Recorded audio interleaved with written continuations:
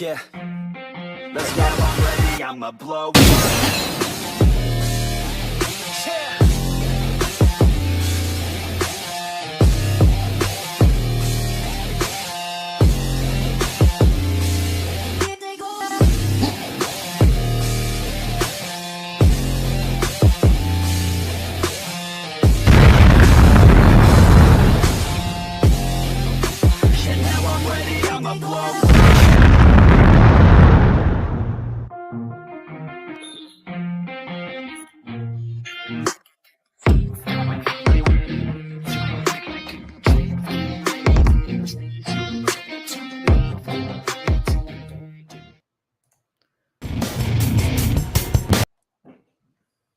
All right, ladies and gentlemen, we are live. It is the Wrestling Wire, and we're going to go ahead and start off this show real hot. We have a special guest interview coming in right now. We are getting him set in here now so that we can have some special news brought in, because there is an exclusive coming today to the Wrestling Wire. So let's go ahead and get him on in here. Welcome to the show, Mr. Cole McAbee. Well, how are you doing, sir? I am doing fantastic. How about you? Doing pretty good, pretty good. You know, it's a Sunday. You know, it's the afternoon. It's a good time for either a hot tea or a 10-year-old scotch. So, you know. Hallelujah. I hear that. But so real quick, we're going to put this out there. Go ahead, hit that like, share, subscribe, notification bell, hit all the buzzers, beacons, bumpers, whatever you got, hit it, because you'll be able to find this on 6 different social media sites, as well as whatever Mr. McAbee is going to add us to. So it's we're getting it out there. If you guys got any questions, comments, concerns, do me a favor, throw them in here. And we had a issue with that last week from StreamYard.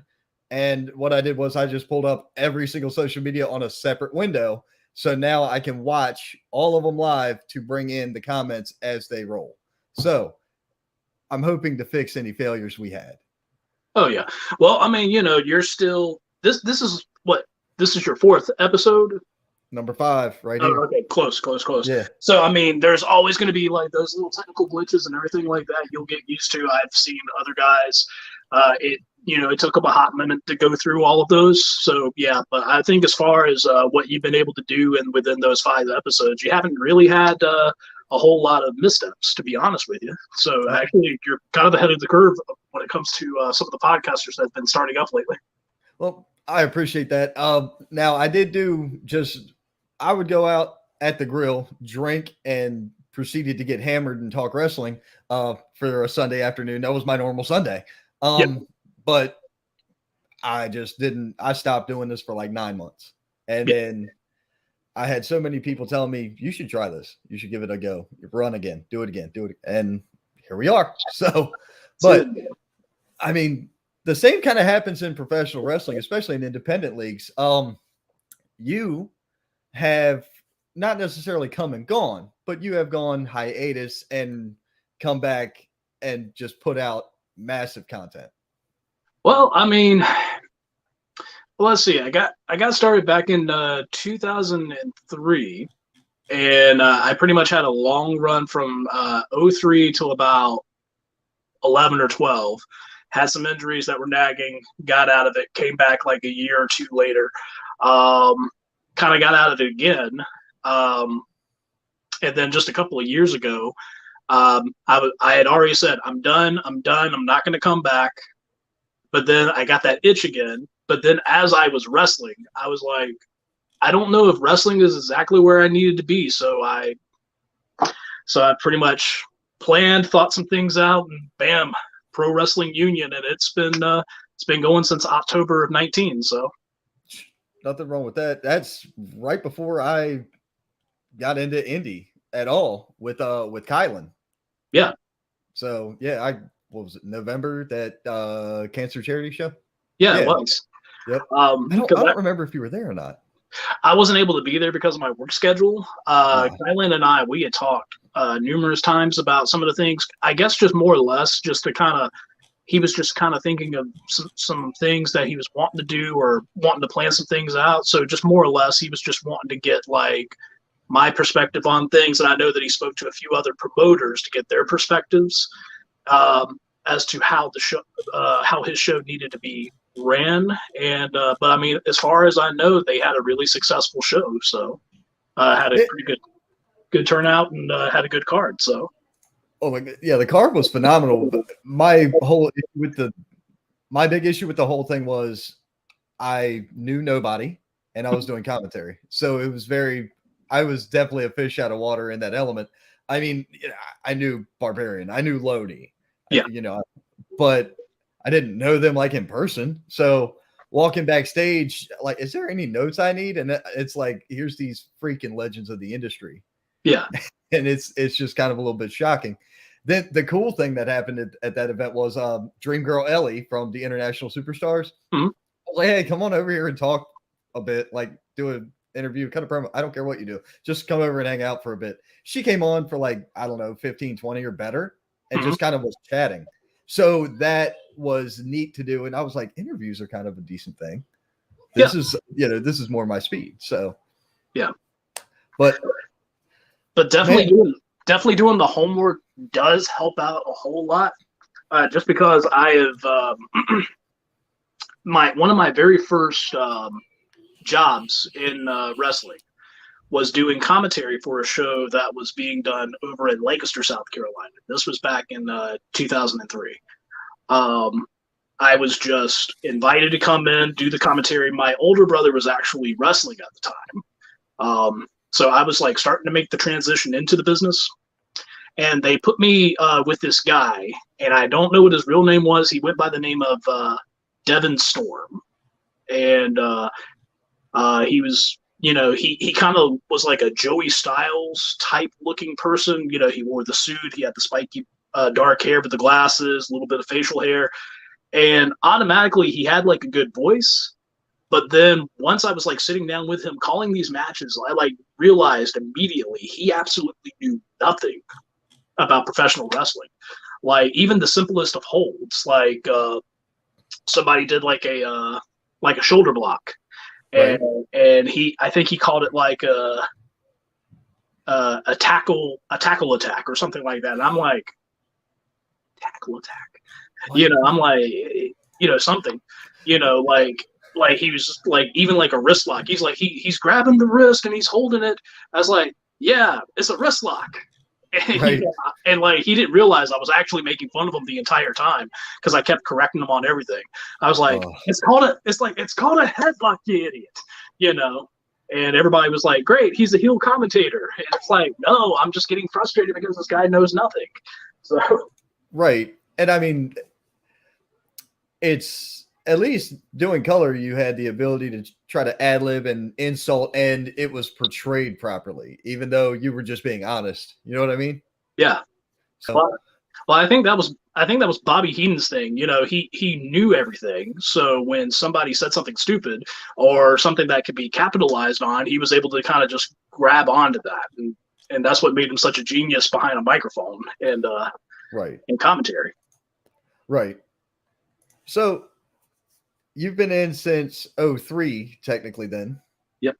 Right. And so we're coming up on 20 years of almost. March of 23 will be 20 years on the dot. It started off, like I said, commentary. And then I eventually made my way into being a manager. And then later on that year, like in October, in Greenville, South Carolina, at Brody Chase's place. He had a place that was right there going into the city of Greenville. And he had what was considered a amateur night. He ran like 3 shows a week. And I got brought in doing an amateur night show where I had to sign a waiver and all this other stuff. So that way I didn't sue anybody in case I got hurt, that sort of thing. Right. And then next thing you know, it just kind of took off from there. Man, that's crazy. Now, I believe you had involvement in Trans South at one point. I I think I'm having issues with the microphone again for some reason. I don't know why it's doing this. But yeah, I heard you say Trans South. Trans South was actually developed by Derry Vanderford and Thomas Simpson. Okay. That's probably a name that you'll might hear every once in a while. But they were the ones that started it, and I got brought on. And at the time, I was no longer wrestling. So Derek had brought me in to do ring announcing for the first show. And the person that they were having as their promoter, the person that had the license and everything, something happened between that individual, Derek and Thomas. So basically, I threw my name in the hat and just said, do you guys mind if I take a crack at this? So that was actually my first time getting that role of promoter, was through Trans South. So that first year after the first show, I was the promoter for the remainder of the year. So that was from, from April to all the way till December of that first year. Gotcha.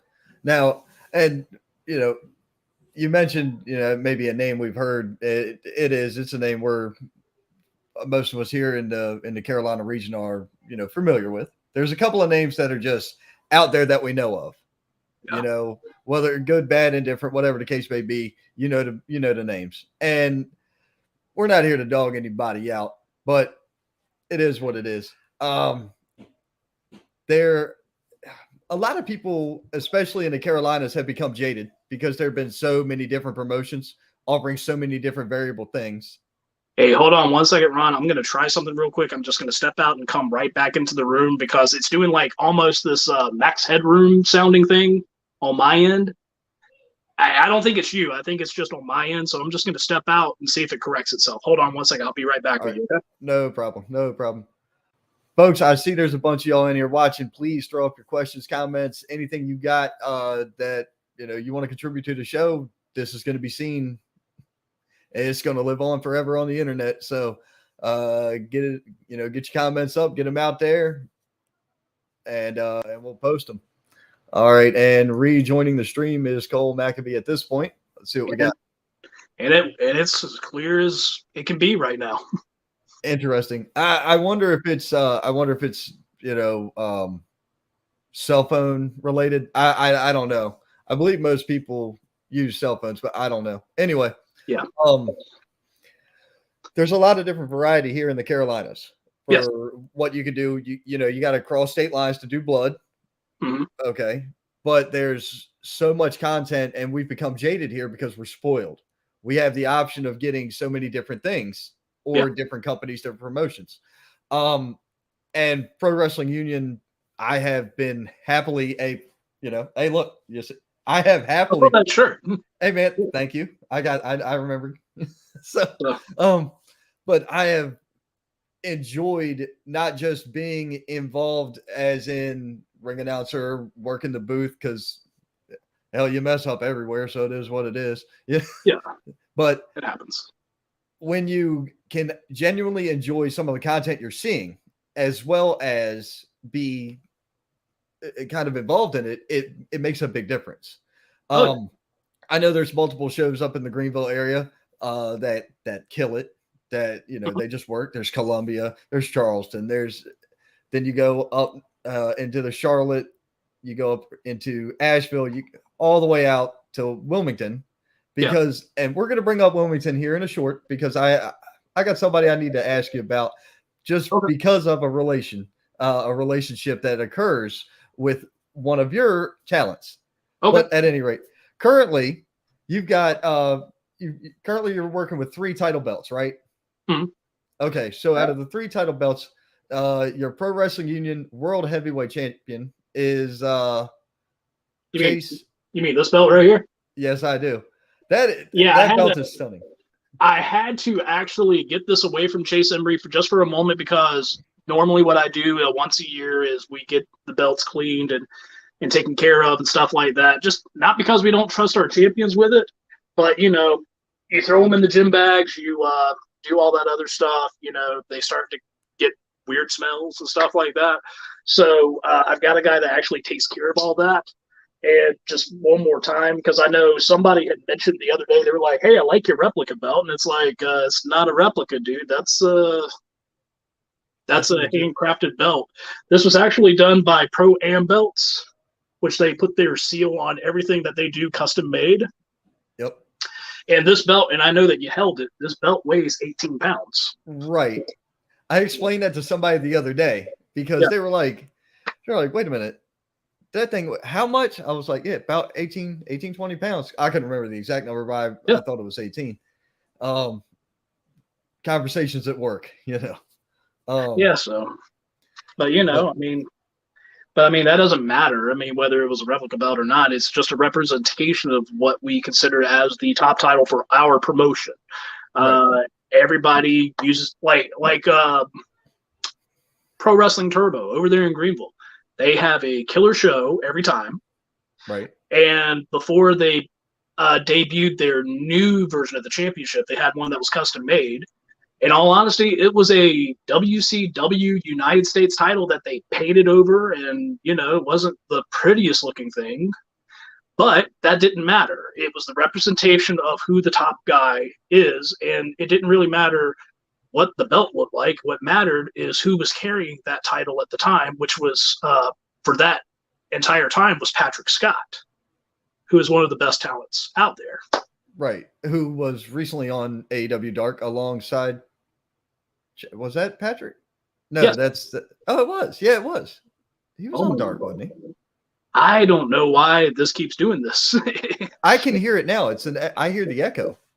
Yeah, so maybe if I turn my volume down, maybe that might help. Yeah, well, possibly. Or, that's exactly what it is. It's reverb because when in this interview scenario, I do headphones, so that way I hear you here, and everybody else hears you out there. Oh, okay. So that's just a thought. I think when I interviewed Kyle and Disney, he rolled with like AirPods or something. Yeah. At any rate. And unfortunately, my headphones that I normally use for my phone and all that other stuff, I have two small children. One's 5 and one's 3, and things go missing. And when I ask them, "Hey guys, where's my earphones? Where's my buds? Have you seen them?" Yeah. Oh, I get that a lot. That's why most of the time that stays in my pocket. Yeah. My earpods stay in my pocket.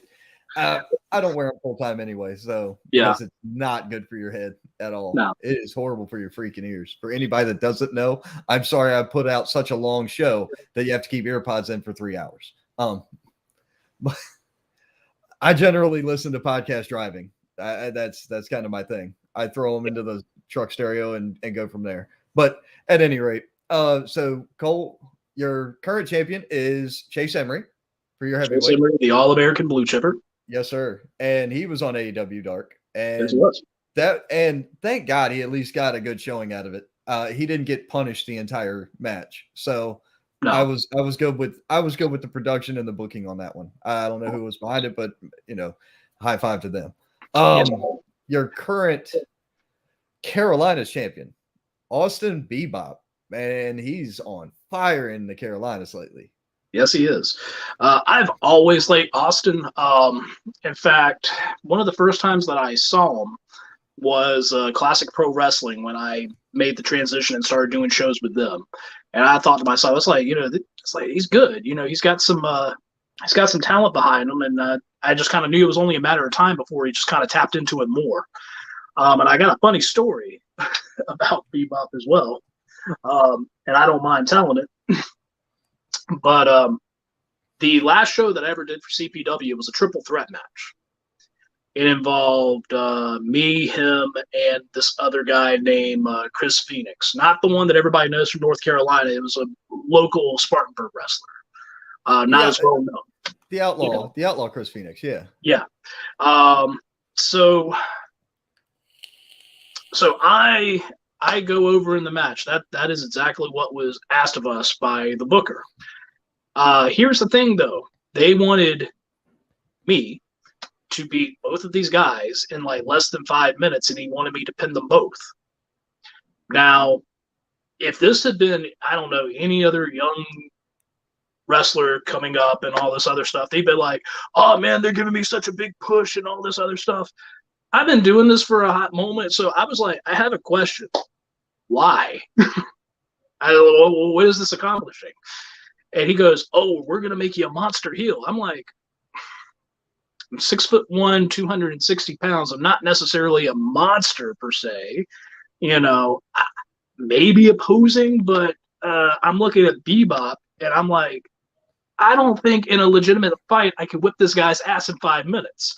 Chris, on the other hand, I feel like I could do it in 3, but that's just me. But Bebop, I feel like that I'm going to have to really work hard to beat this guy. So everybody knows the finish, but the booker wasn't there that night. So I decided to call it audible. I just said, hey, guys, we're going to keep to the finish, but we're not going to go 5 minutes. We're going to try to make this as even as possible. Chris was cool. Bebop enters the building. And I think what happened is that he gave himself a pep talk. He was going to come in here and he was going to lay down the law. He was not going to just go under like that because, he's like, I've been working hard in this place. I ain't going to go under like this. So he comes in, he does got his chest out, and he walks almost Vince McMahon-like. And he comes up to me and he's got a bass in his voice. He goes, hey, McAbee, we're going to talk about the finish of this match. I go, yeah, I was already talking to Chris. We're not going to do that finish. We're doing something else. And then he goes, oh, thank God. And I still tell that story every time he's around because, you gotta needle the guy a little bit because it was funny, that he was. Right. But I mean, that's the other thing. When you're trying to build talent, you can't have them go under to somebody else and it not make sense. Whereas if you have 2 new guys on the card, prime example, pick 2 of your, newer people. Jamal Hewins. I like Hewins. He's a good kid. And hell, pick any other person. You know that they're not going to be the ones that bring the crowd in today. However, if your main event is freaking Randy Wayne and Landon Hale, people are going to see Hewins doing his thing. And that's what's going to get him higher up. I made the perfect analogy to this just the other week. SummerSlam, either 2000 or 2002, the main event was The Rock, Kurt Angle, and Triple H in a triple threat for the world title. Mm-hmm. Do you know who won that match? Because I sure the hell don't. I'm going to be honest with you. I don't remember. But do you know what did happen that night that made everybody forget everything else that happened? What's that? TLC 1 occurred on that night with the Dudleys, Edge and Christian, and the Hardys. And which is sad because I could tell you every little thing about that match, to be honest with you. I could tell you about the spear off of the off of the table. I could tell you about the tables that were set up. I could even tell you some of the commentary comments that were used at that night. So the draw for the event was booked as and billed as Rock, Angle, Hunter. But everybody, here we are 20 years later, ladies and gentlemen, and TLC 1 still gives wrestling fans around the world an absolute hard-on. So that's just the way it goes. And that's one thing I feel about your shows. I've mentioned before that you produce one of the better shows here in the Carolinas.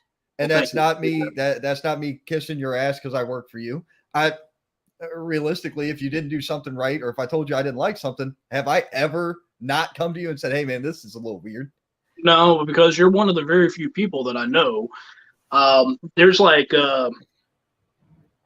there are 4 people who will tell me the God's honest truth no matter what.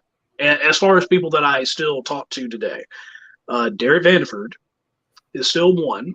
I agree. He will never tell me. He'll be nice about it. He'll tell me what I need to hear. Randy Wayne himself, he won't sugarcoat anything. Luke Adams, who is with Blue Horse Media, he's one of the executives for Pro Wrestling Union. He'll tell me exactly what he thinks in a heartbeat, and he doesn't care if it hurts anybody's feelings. And I will say that you are upfront and honest, and you don't sugarcoat things either. Now, you're a little bit nicer than, say, Luke is, but you are. No, but I mean, if you genuinely don't understand what it is, you'll tell me exactly what it is that you don't understand. Right. And there's never been a moment that I haven't been able to just sit down and at least talk things out to to either or like, oh, okay, you get exactly what I'm talking about, or you're like, okay, follow up to that, and we just keep going until we get to an ending of the conversation and a conclusion. So that way we can continue on and do what we need to do. So exactly, and that's one thing that's one of the reasons I like working with you is because, well, for you is because I get to. It's not that I get to contribute. It's not even that. It's more like I see things from a different perspective than everybody else does. And it don't matter what book you pick up, you read verse 1 of chapter 1, you're going to see it one way. I'm going to see it another way in my mind. Everybody's mind's eye is different. Yeah. And then as long as the result is always the same at the end of that sentence, it comes with a period or what have you. But what's envisioned in the meantime is the meat and potatoes of the whole thing. And I think that's where rubber meets the road in our industry. Yeah. Well, the other thing is, and this is something that I'm a huge component on, is psychology. And that is something whenever I speak to anybody about wrestling, the one thing I tell them is like, hey, if you want to be a wrestler, it's great to learn the basics. It's actually even good to learn all this extra stuff, like the high spots, any of the crazy things that I would never do, or even if I was in the younger body of mine where I was able to do these things, I didn't do those crazy things because I knew what was going to make sense. And that was something that I learned from Brody Chase. That was something that I learned from the Raging Bull, Manny Fernandez, even though a lot of people don't like Manny Fernandez. And some of them have a good reason not to. But and then on top of that, I've sat in on seminars with Terry Funk, who explained in one of the lessons that he taught, just talking about a punch, and I don't mind sharing this information because it's great. He talked about throwing a punch. He said, if you throw a punch at somebody and you connect directly in their face and they stand there, does that person look tough? No. You look weak. You made that person look weak. He said, but if you got a guy and, it doesn't matter how big he is or anything like that, if he gives you a rock solid hard punch and he connects and you could see and you could tell that it hits skin to skin, and you sit there, and I'm going to quote him, he's like you got a goddamn coat hanger up your ass, just stay on your feet. That's a win-win situation. You made yourself look tough because you took a punch, and you made him look like a tough guy because he threw a hell of a punch. Dr. Tom Pritchard, one of the seminars I attended, he talked about one of the Ring of Honor spots where people would do the superplexes and just immediately jump up. I will quote you on this. He said, in my personal opinion, that's bullshit. And left it at that. I got no argument here on that. That's one of my issues with a lot of the spots that take place on television, or the overproduced, the over choreographed, as Mr. Larson likes to refer to them as the spot monkey tricks. Yep. Some of that just doesn't make sense, so it doesn't work all that much. But there are guys that can incorporate that style of wrestling, and I'll give you a prime example of it. Tim, the Infinite Man, who can legitimately do all these fantastic acrobatic maneuvers. But there is nothing about the movement of what he does in the ring while incorporating any of the acrobatic ability that he's able to do that looks hokey. It serves a purpose. And it always looks clean. It always looks like $1 million. So there are people that are able to take that role of psychology, what makes sense, and then take some of the things that they feel like that they can incorporate and make it their own, and it's fantastic stuff. So for a prime example of somebody that's able to do those things and make it make sense, Tim is one of those individuals. And in all honesty, I mean, he was just nominated as Wrestler of the Year for the Carolinas. So that ought to tell you something else. He got 2 awards. We'll see that here shortly when I bring up the flyer that we're going to go over next, because at the very end of this you have a special announcement. to make. And I am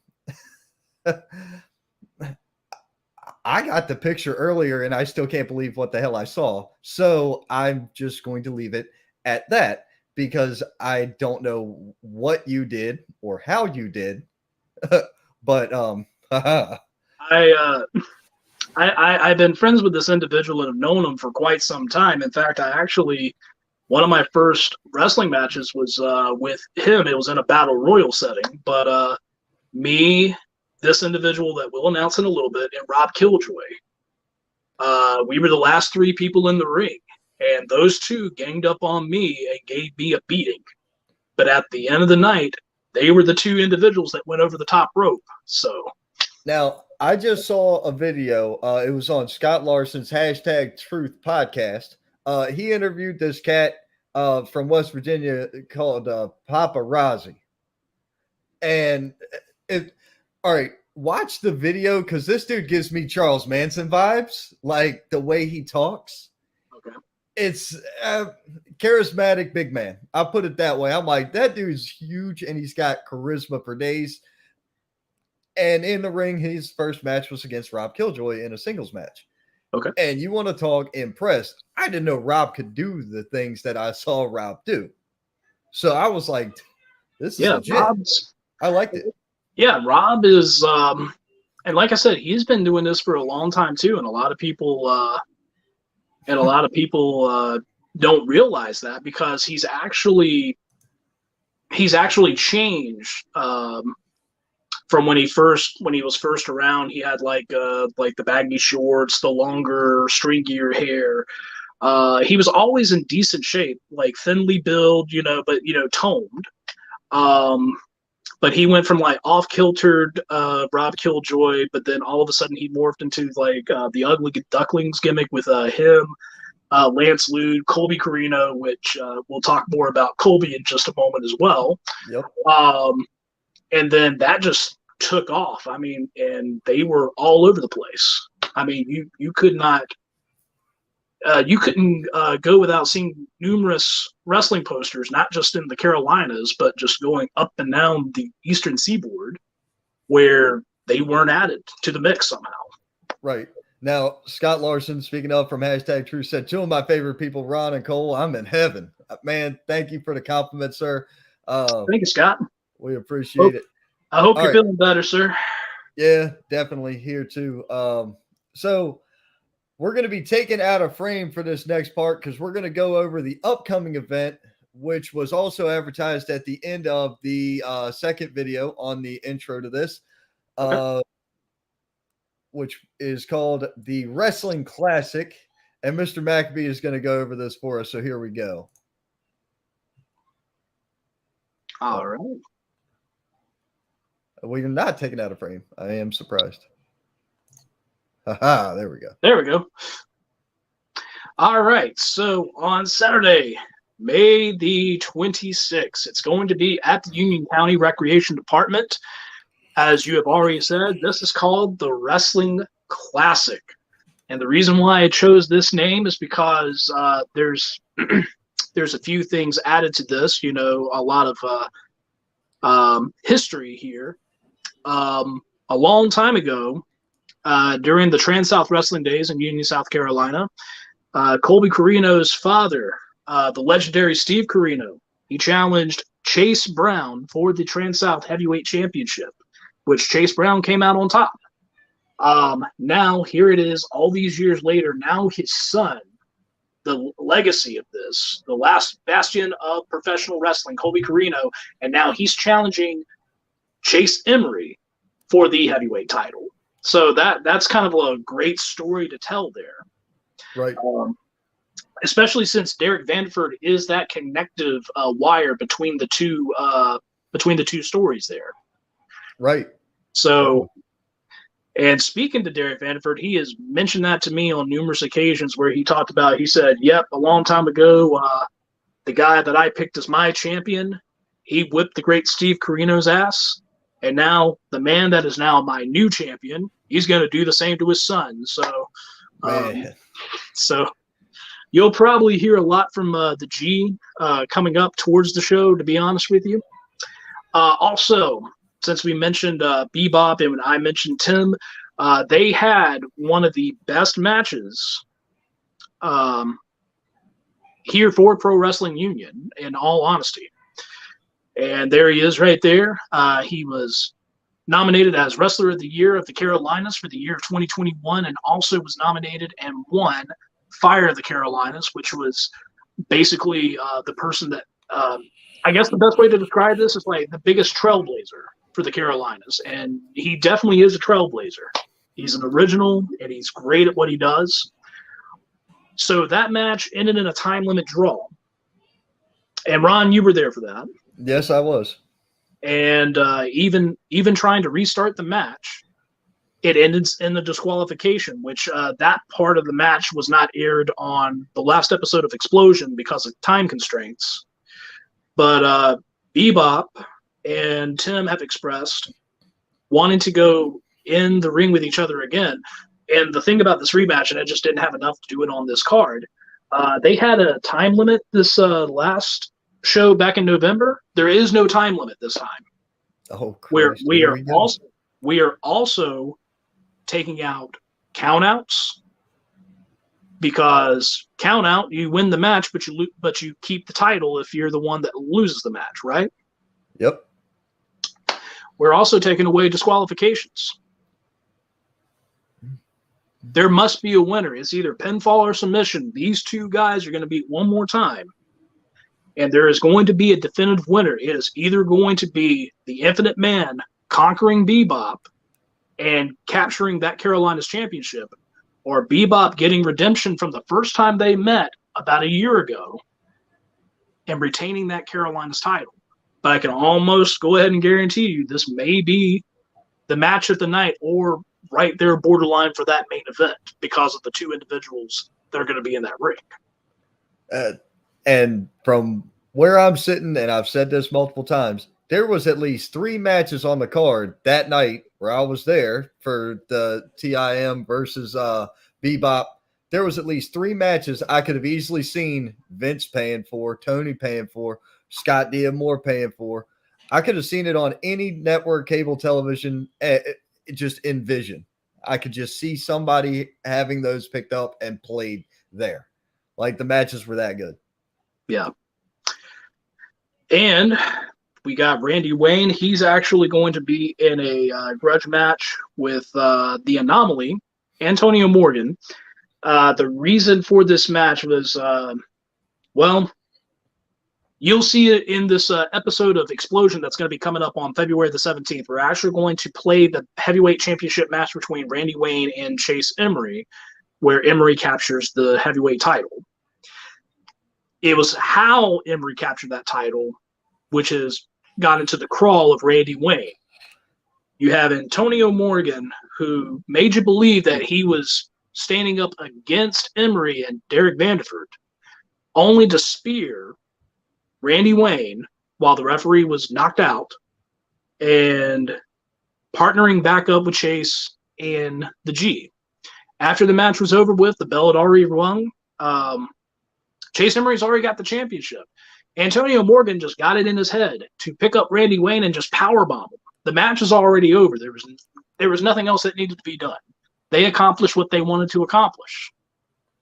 But because of that, you got a pissed off outlaw Randy Wayne who wants to get in there and fight Antonio Morgan. Now, these are two big, burly, rough, tough men. So this is not going to be your traditional wrestling match. This is going to be almost like a barroom brawl with some legalities behind it. You got that right. Because Antonio Morgan, there's a reason they call him the Anomaly. Uh-huh. The man is a powerhouse freak. Ain't no joke about that. And then Randy Wayne is just as intimidating a person the moment he comes through that curtain as anybody else. I backed the hell up whenever I was in the ring announcing him, and I'm just introducing the man. I backed the hell away from him because I'm like, this big bitch is not getting a hold of me. Yeah, that's not happening. Well, I mean, a long time ago, for one of the shows, Randy Wayne had defeated Chase Brown in the main event of one of the Pro Wrestling Union shows. This was back when Luke Adams was still the referee. And out of nowhere, Randy Wayne just decided to give him a lariat, but the lariat didn't connect across the neck. He hit him directly in the face and legitimately broke Luke Adams' nose that night. I remember that night. I was not there for that, but I remember that occurring. Where the hell was I? I think you were working, or you were getting off of work. Yeah, that's what it was. I wasn't off from work yet. All right, so returning to Pro Wrestling Union, one of Lodi's students, he made his travels over there to the great state of Texas, participated with Christian Wrestling Federation and some of the other great promotions over there in the state of Texas. Peterbilt, this guy is a perfect genetic specimen, former bodybuilder turned professional wrestler. He has been on a couple of the Pro Wrestling Union shows. He is making his return, where he is going to be doing battle with another jacked up, impressive individual by the name of Pretty Boy Matt Odom. And I don't know if we got his picture. There he is. So once again, big beefy dude against another big beefy dude. So this is almost like a sequel to what we saw with Mitch Hurley and Drew Hood back in November. It's going to be very similar to that, where you're not going to be expected to see probably the most technical of wrestling moves, but you're going to see a lot of power, a lot of strength being on display. And I'm excited to see what these two are going to do in the ring, because I've met both of these guys. I've spoken with them before. Neither one of these guys want to give an inch to the other. So, right. And I mean, just you brought up Mitch Hurley. The match between Mitch Hurley and Drew Hood was spectacular. I really want to see down the pipeline, knock, knock, poke, poke, Mitch Hurley versus Peterbilt might be something down the line that would be pretty intriguing to the fans. Oh, absolutely. And that's something that can possibly happen, but only time will tell. What else we got on this? The legends themselves, man. Yeah. And Deion Johnson actually messaged me not too long ago. He said you had to pick out the worst picture of us. Yeah, I remember that. I told him, I said, Deion, there's only so much I can do. This is true. But all right, so for this one, it is a triple threat tag team match for the coveted Pro Wrestling Union Tag Team Championships. The reason why I say it is coveted and is very important is because of who the reigning champions are. And if you pay attention to anybody that's, as far as the tag scene in professional wrestling in the Southeast, everywhere, you've probably heard of these guys, because there may not be a picture of them, so I apologize. But it would be Sigmund and Elliot Russell, aka the Heat Seekers.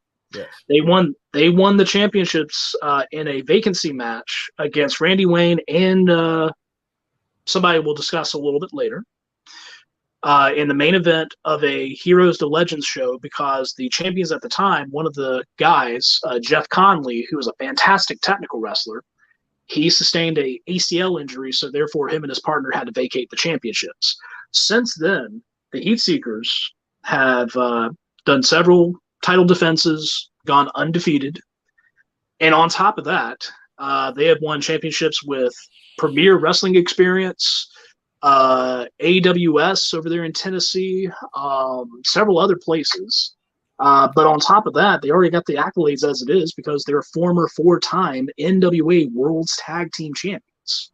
So that's huge.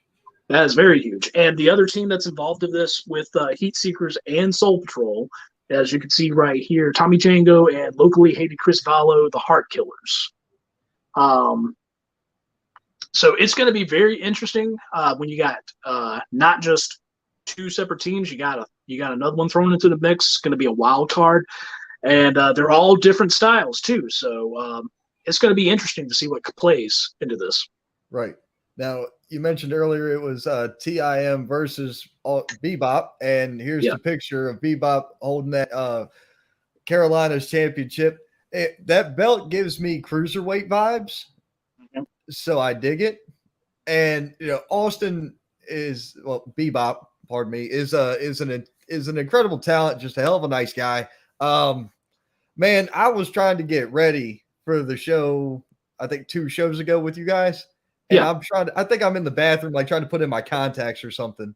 And this cat comes up, hey man, these long boys look all right. I'm like, hell yeah, bro, they look great.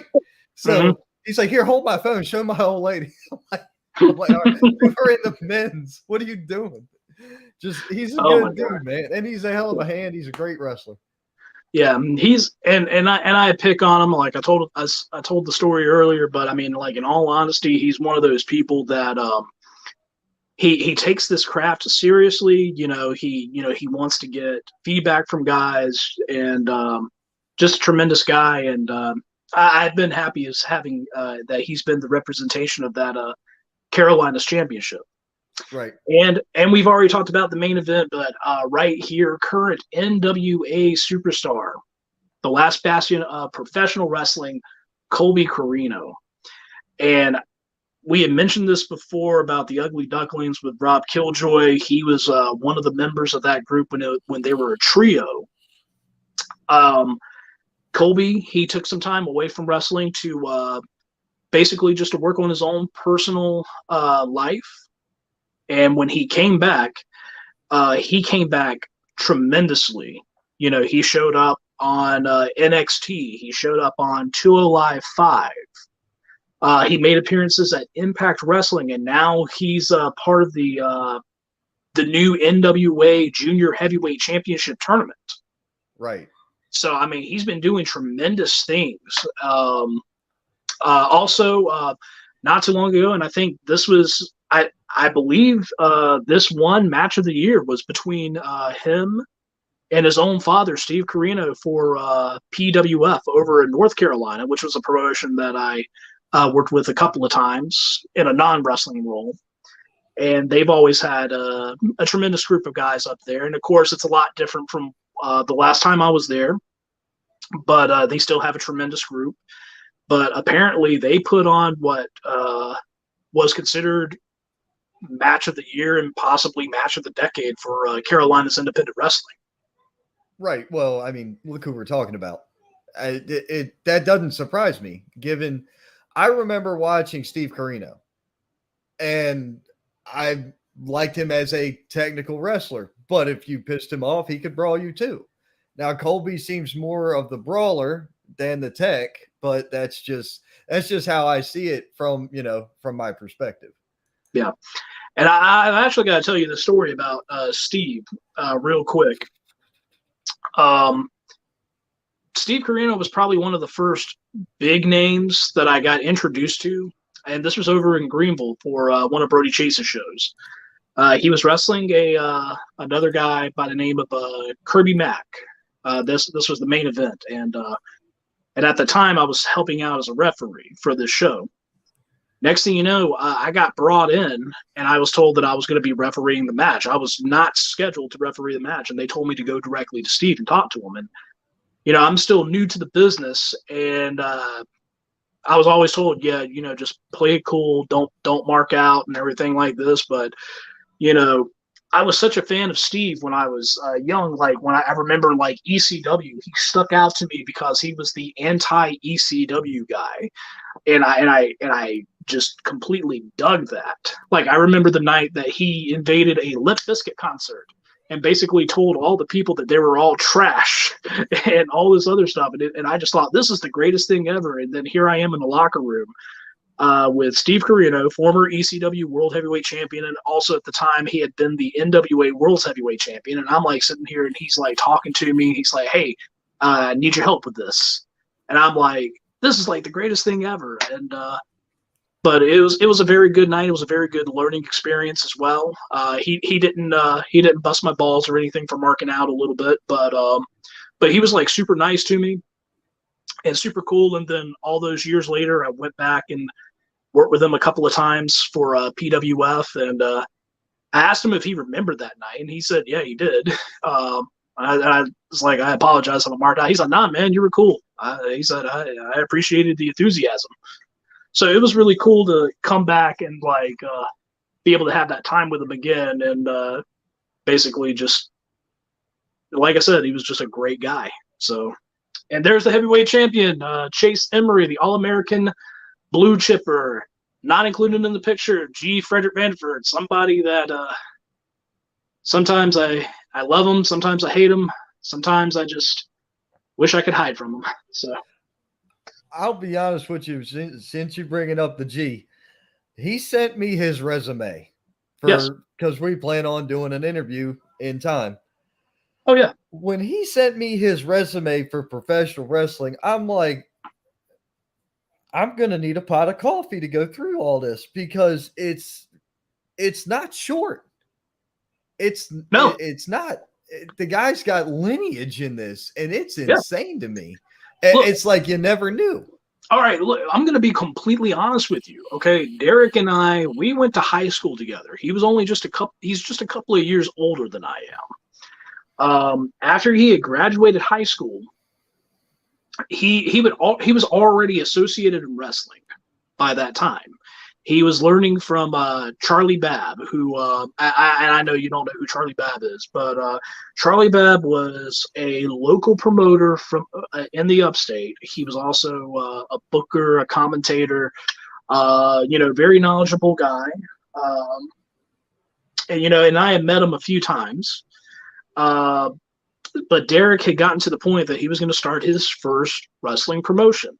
His first show that he ever did was at the Union County YMCA. And I think it was called like Outlaw Extreme Wrestling. It was like it's like a Southern independent show, but it's kind of got like that Memphis, Tennessee type hardcore flair to it. Because I remember one of the matches, in fact, the late, great Bib Barber, he was involved in this. Ended up, they had a flaming tennis racket that was used during the match when the referee was not paying attention. And it was crazy. It was wild. So besides that, he also got tutelage from Manny Fernandez, was actually Manny Fernandez's road partner for the longest time. They traveled all over the place. But from some of the big time wrestling shows, you're going to get a lot of good stories out of Derek. There hasn't been too many places in the Southeast that he hasn't been to or associated with. And so whenever you guys get that set up, make sure to get him for the entire show. You might not want to even do a recap of the wrestling shows for that week. You just might want to go over everything he's talking about. There's things he's done in his life. Well, so there's a couple of possibilities there. The first and foremost, Tuesday night this week, obviously NXT is going to be on, but DVR's a thing and the internet's another thing. And then so's the WWE Network on Peacock. Yeah. But there's going to be like 10 podcasters doing what we're calling the Round Table Rumble here live on Facebook, Twitter, Twitch, and YouTube. And it's going to be involving somebody else. I don't know if you have a direct past with him, but we're going to bring him up anyway. You are involved in some manner in Randy Wayne's Heroes to Legends. Yep. Okay. Heroes to Legends Wrestling also has another wrestling affiliation company involved with it, which is called High Velocity. Yep.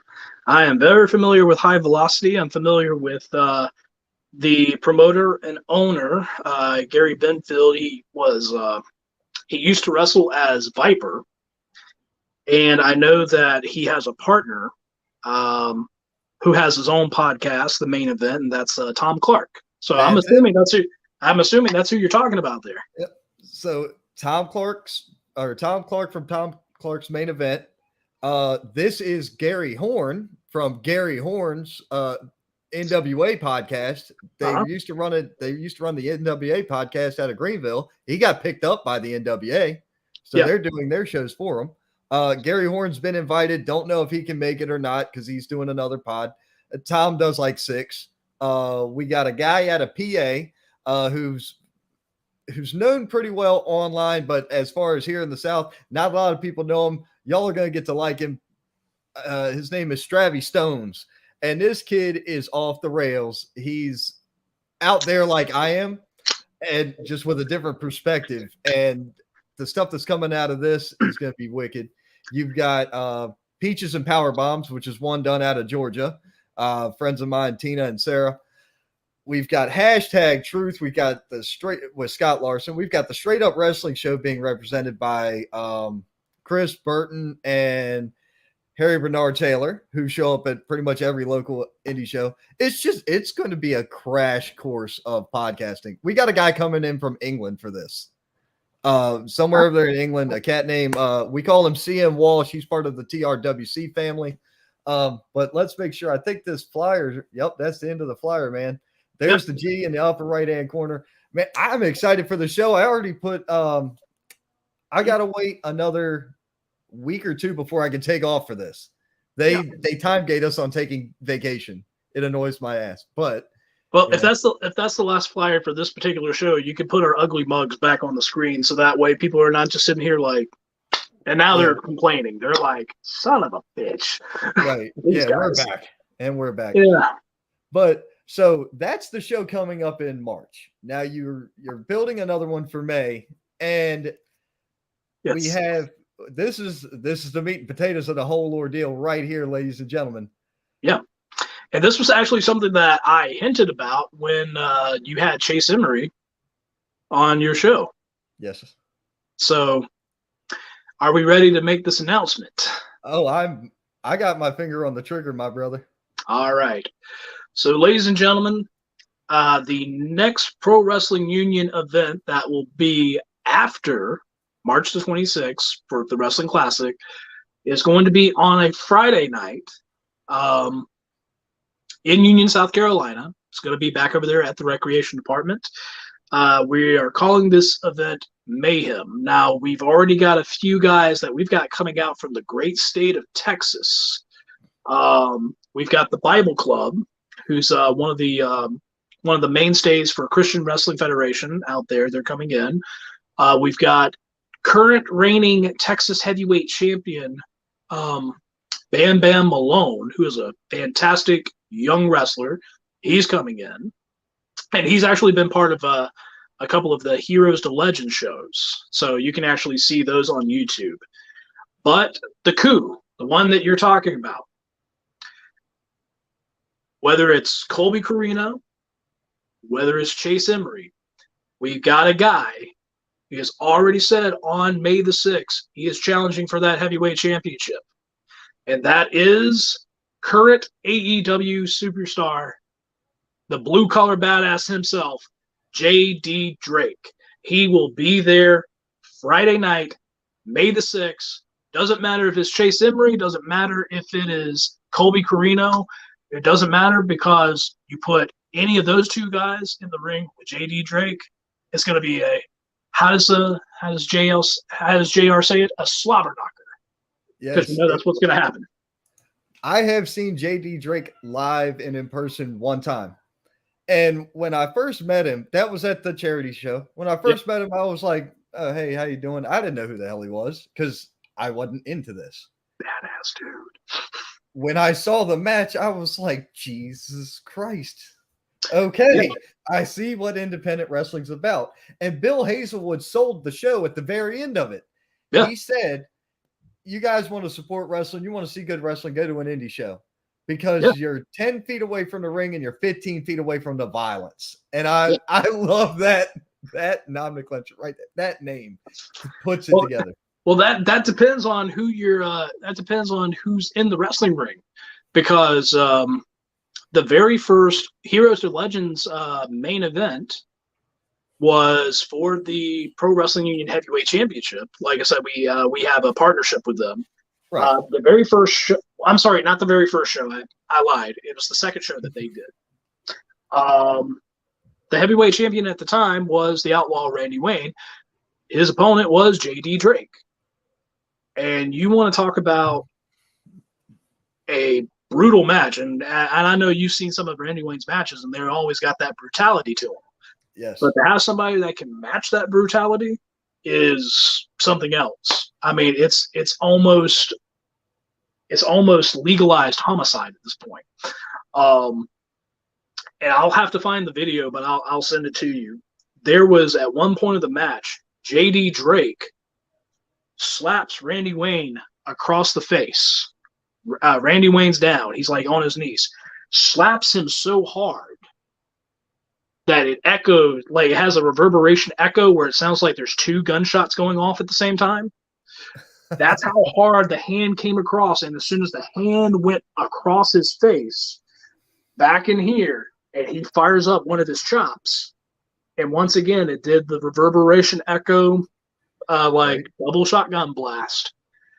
When the first shot hit his face, you know, a lot of people will see the video. It looks like sweat is just like popping off of him. Nah, it was his soul trying to leave his body. I mean, you know, that was how hard James Drake hits. And I've been on the recipient end of only 2 of his chops. And I can tell you firsthand, I've been chopped by many people. And some of the hardest chopping guys, Derek Vanderford throws a hard chop back when he was a wrestler. John Schuyler throws a devastating chop. He's a very strong bull guy. A guy named Romeo Mark Slane threw a really, really good hard chop. But the one chop, and I've never taken a chop from Randy Wayne, and I've seen him throw chops, and I'm like, hell no, you ain't doing that to me. But I've taken 2 chops from JD Drake once. And if I could go back in time, I would have told my younger self, duck. Yeah, because he hit me so hard the first chop, I kid you not, that I actually was trickling blood. Like the bruising, the blood capsulations, like it was actually trickling a little bit of blood. That's how hard his chops are. I mean, it is something to behold. Talk about getting your shit in, right? and the thing is, I think he was holding back, to be honest with you. So. Damn, man. Well, that's a hell of an announcement, Cole. JD Drake coming to small town Union, South Carolina. Yep. You know, I really hope they do more with him on air in AEW. I'm going to go ahead and put that out there. I know they're talking about they're not renewing Peter Avalon or whatever. There's that rumor. Who knows what's going on with their faction. But as far as JD Drake goes, every match we've seen him in, and this is even coming from people who had never heard of him before in the TRWC chat, they were like, this guy's cool. They like it. They like seeing the brutality from a bigger bruiser guy. It gives them a Bam Bam Bigelow vibe. It gives them, you know, people like that. And they're into it. All right, guys like for a little while they had him doing like the white shirt with the suspenders with the black pants, you know, part of the wingmen.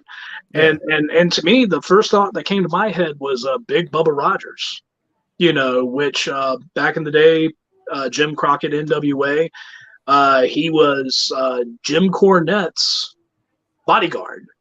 Right. Big Bubba Rogers ended up becoming the big boss man in WWF. And even at that time, you know, he was still young, you know, still learning things in the business, but he was so impressive that he eventually, like I said, he went from, you know, making decent money from Jim Crockett Promotions as the bodyguard for Jim Cornette and the Midnight Express to eventually being brought over to WWF as this just mean, nasty jailer from Cobb County, Georgia, and he was main eventing shows with Hulk Hogan, and you know, like a lot of these big shows that they would tour around and everything like that, and was making tons and tons of money just because he was in the ring main eventing with Hulk. So, I remember those when I was a kid. I remember those from when I was a kid. Hell, the Big Boss Man, I think you remember the Wrestling Buddies. I think I had one of his, and hell, I think I had the bedspread with him on it. So I mean, like, I was a wrestling fan. Ray Traylor Big Boss Man, Big Bubba Rogers. He was always a fantastic big guy. And you look at somebody like James Drake. Once again, fantastic big guy. He don't look like the athlete of the day or anything like that. But guess what? He will run through you and will fool you with what he can do in the ring. And that's what makes him great. Gotcha. So now, man, you are aware that you've gone double time what you talked about going, right? Yeah, I did. And I know that you're actually double shooting on this one. Yeah, but it is what it is. Whether or not I go 3 hours, 4 hours, 5 hours, if I got to prove that I'm the Iron Man of podcasting and can just go, I'll just go. It is what it is. I didn't go to bed till about 4 this morning because I was working on things and then I was thinking about things. I actually started writing something. Now what I've been writing, I'm going to have to send to you, and you let me know if you would like to use it. It's one of those things where I think I have a good idea, and I want to see if a promoter would like to use it. You know me, I present all my stuff. I always shoot stuff to you, or I shoot stuff to the talent.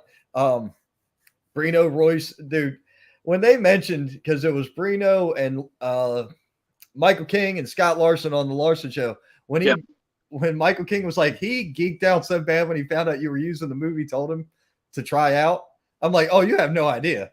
Yeah. Like, because you don't see this here. There's certain things you don't see in the Carolinas that I believe are lost in some storytelling mode and can be utilized when it comes to a talented individual using them. Yeah.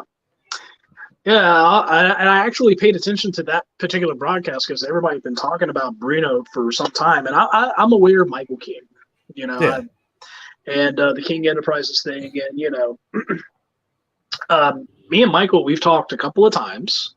He had inquired some time ago about booking opportunities, which at the time he had like AJ Frost and Squeeze the Clown as two of his main guys. Which, at the time I definitely didn't have anything, but I mean, I've even told both Squeaks and I've told Michael even recently, Squeaks is not somebody, I don't mind saying this on the air. I mean, I'm not an asshole.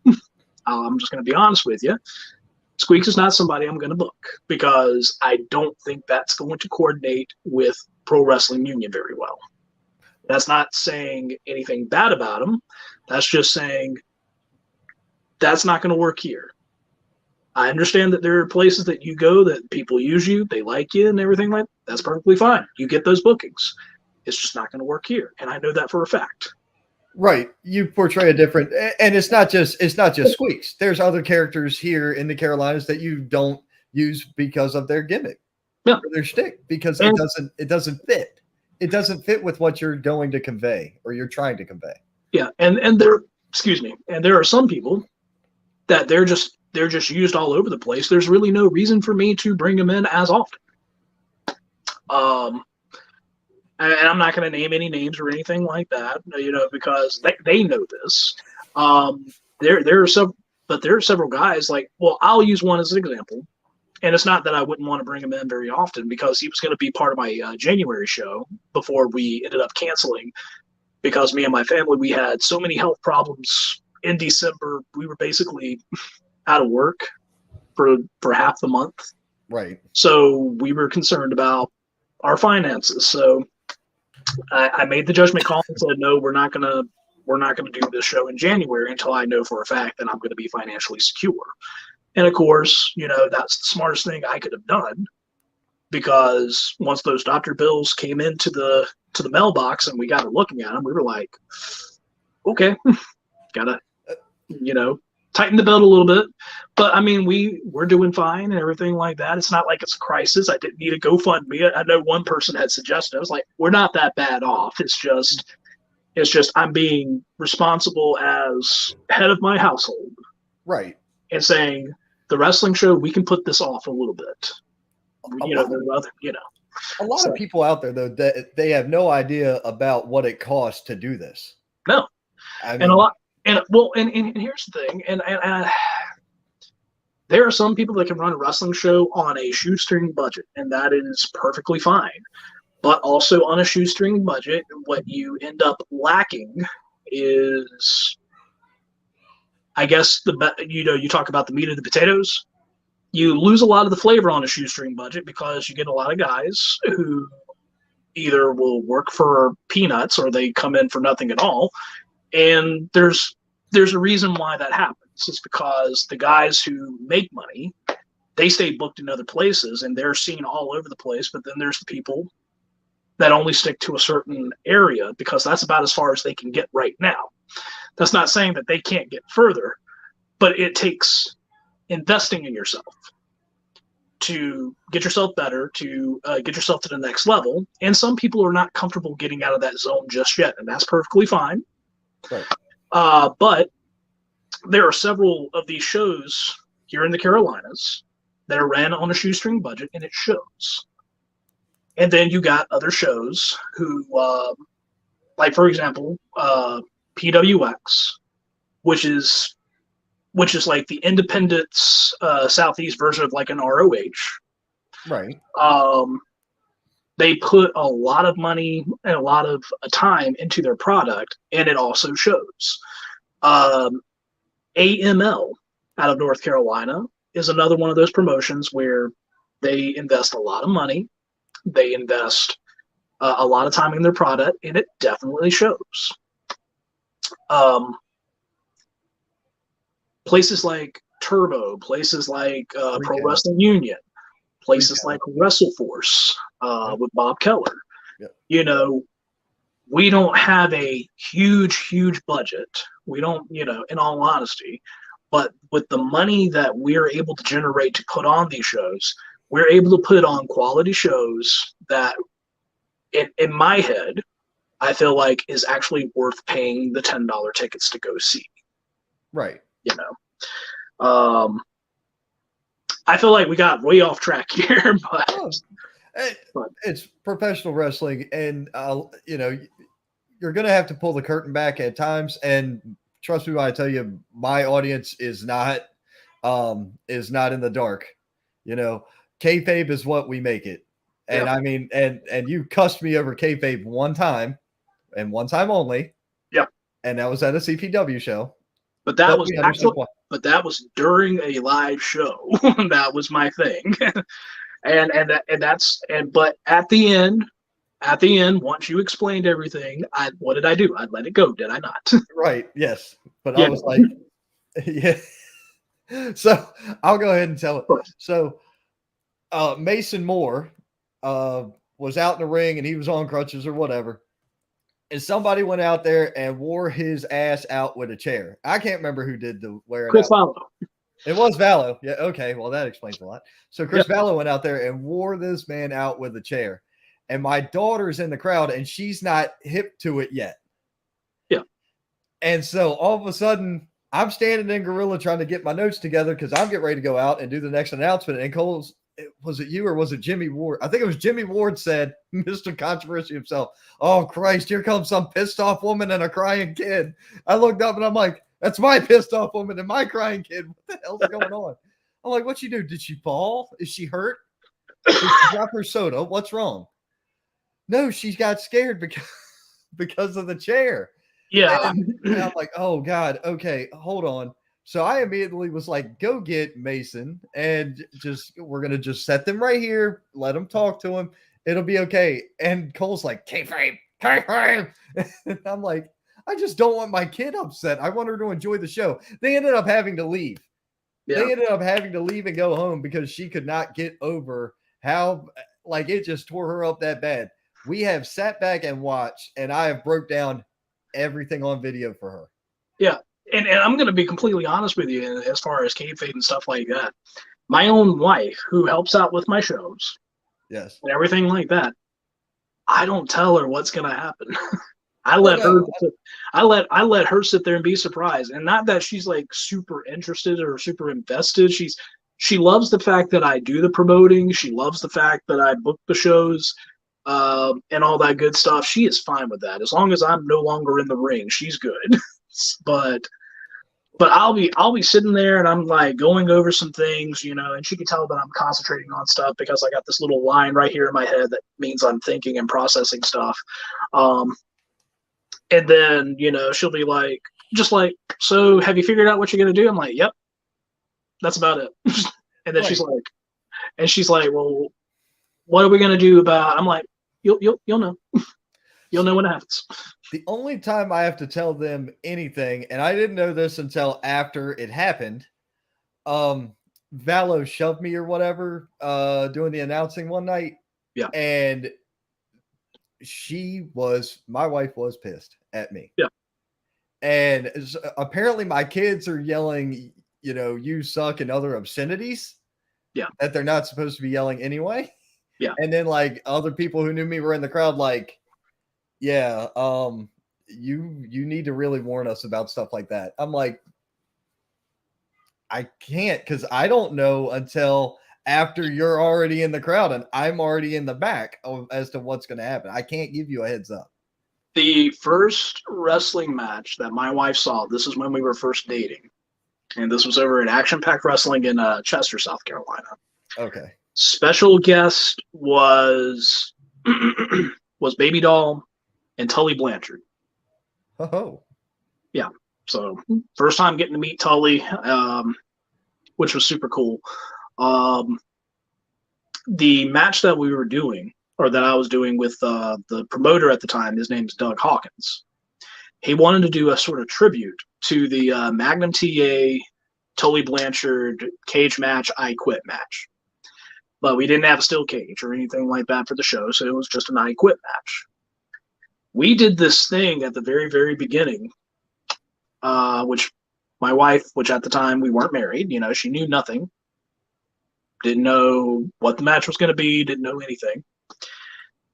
Doug goes out there with his daughter, because he's a hometown guy over there in Chester. And Doug's like super country. You know, he's like, I'm so proud of my baby. She made an honor roll and all this other stuff. My music hits and I get out there and I'm the heel.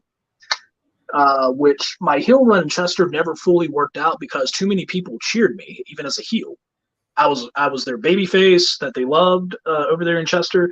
But even as a heel, no matter how much of an asshole I was, they would still cheer for me. And I'm coming out here busting on their hometown guy and his daughter for making the honor roll. And I'm like, making the honor roll in Chester, South Carolina over a minor scholastic achievement is nothing.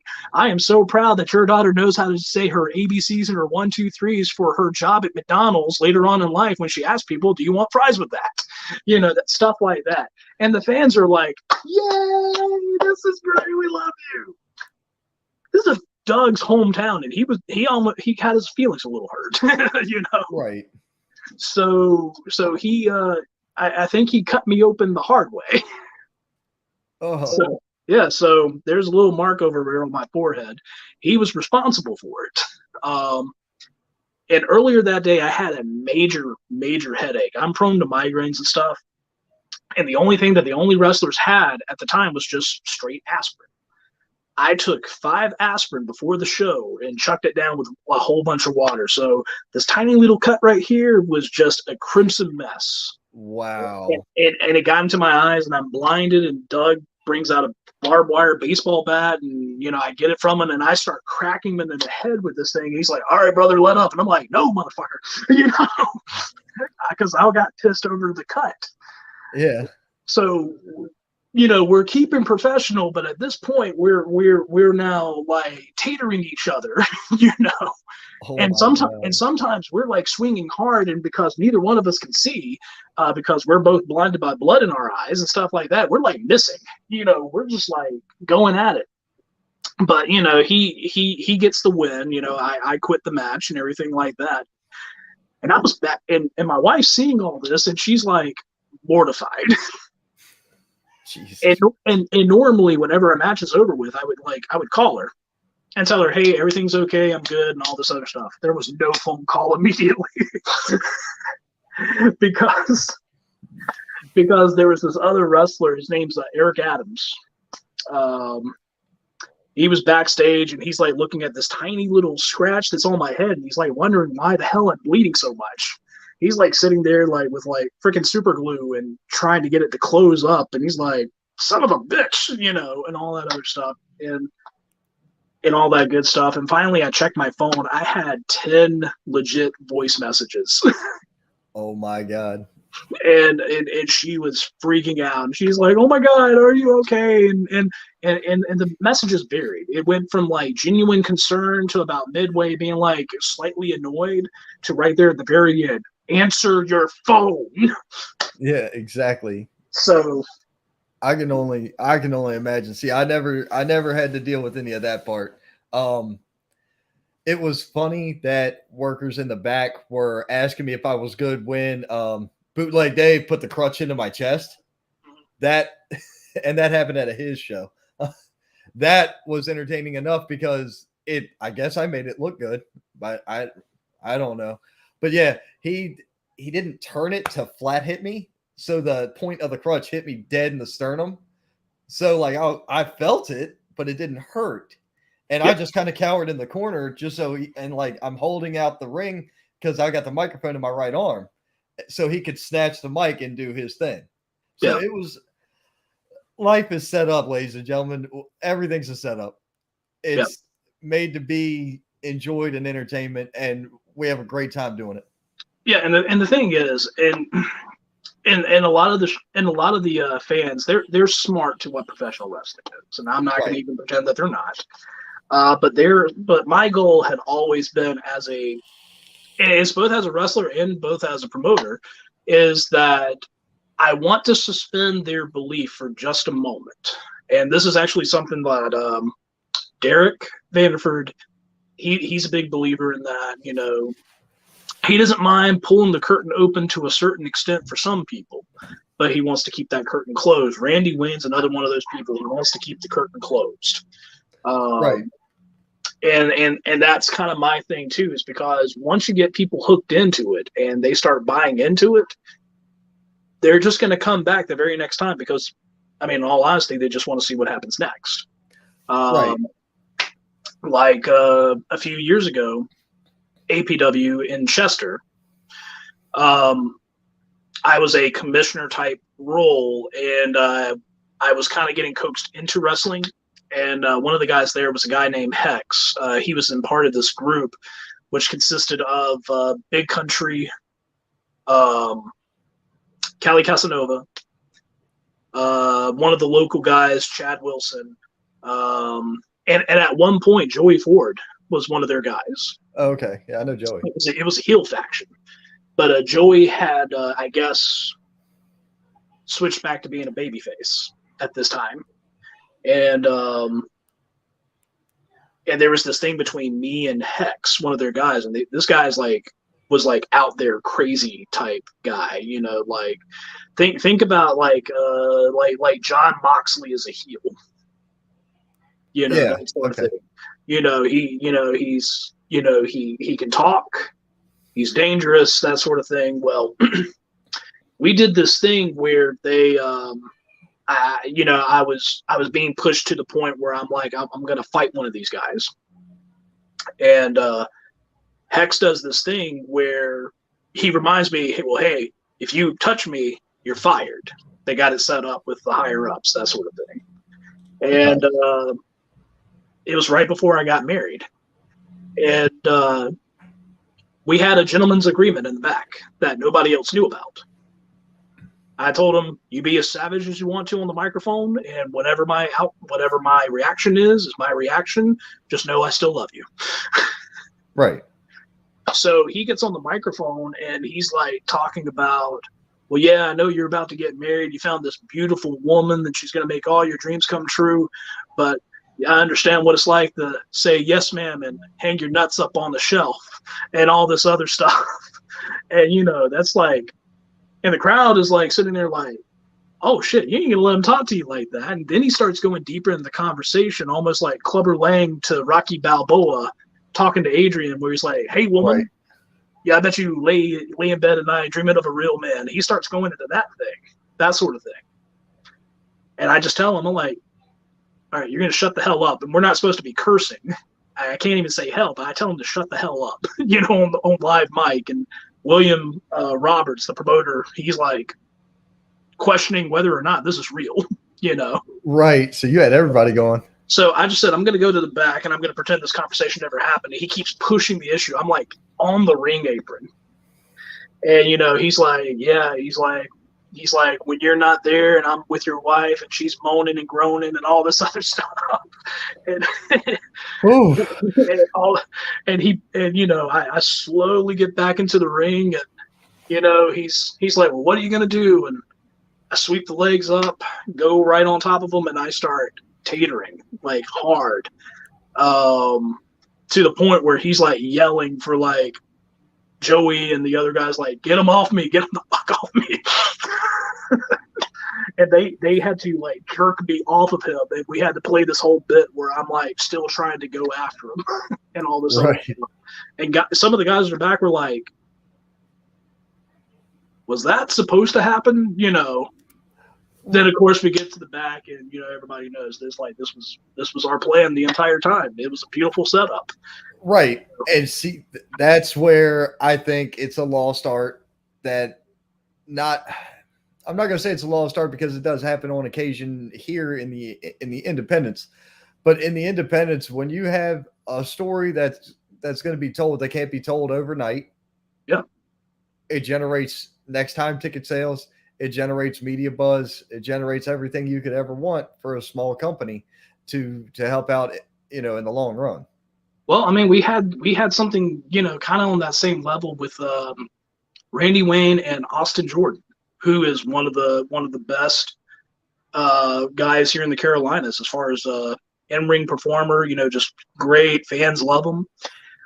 We had a match between those two, which ended in a DQ. Austin legitimately blacked Randy's eye. And as a retaliation, and this was between the two individuals, he puts the bull rope around his neck, throws him over the top rope, and starts hanging him, you know. Jesus. And there I am. I'm screaming to drop him and all that other stuff. We get a couple of guys. I'm like having to hold up Austin's body, right, so that way he's not being choked on this bull rope. And you know, you've seen Randy Wayne's bull rope. It's not not paper thin. No, I mean that thing is, you know, that big around him is legitimate, tough, strong bull rope. I mean, it's almost the size of a golf ball. Yes. So, and then afterwards, Randy Wayne, you know, he kicks me directly in the nards. I mean, it wasn't like one of these like little love tap things. Like, no, he kicks me in the nards. I was singing soprano for about 5 minutes. He takes the championship belt, hits the late great Dick Barber. He's not into this, you know. He's like thinking, "Whoa, what are you doing?" Bam! He goes down. And Derek Vanderford, before he became the G, he just backed up and he said, "No thanks, no thanks." Yep. He said, "Nope." He said, I don't want it. Exactly. I mean, and but then we got shut down by COVID, so we did our first video for YouTube, which was the tag team tournament. And I made sure not only to have the tournament, but I made sure to have that match where it was Austin Jordan got his rematch with Randy Wayne, best 2 out of 3 falls, and it was a fantastic match. I mean, it's brutal. You know, Randy Wayne's beating the tar out of Austin Jordan, remembering everything, and he's like, "Nah, I'm not gonna just beat you. I'm gonna end your career, kid. That's my goal in this. Right. You know, I'm gonna make sure you never step back foot in the ring." And they do their 2 out of 3 falls match, and it was one of the best matches. And unfortunately, we never got a conclusion to that match because Austin Jordan suffered that arm injury last year, right? Which ended up changing our plans. And then, of course, that's when Landon Hale basically stepped in, and Landon Hale was the individual that ended up dethroning Randy Wayne for the championship, which was another solid match between those two. The match between Landon Hale and Randy Wayne was great. The match between Landon Hale and Chase Emery was great. Yeah. Randy Wayne and Chase, man, those three all work real well together. And another guy I thought did real well, cauliflower Chase Brown. Yeah. against Randy Wayne. That was a cool match. That was awkward, though. That was awkward. I don't know if you were in the back when this happened.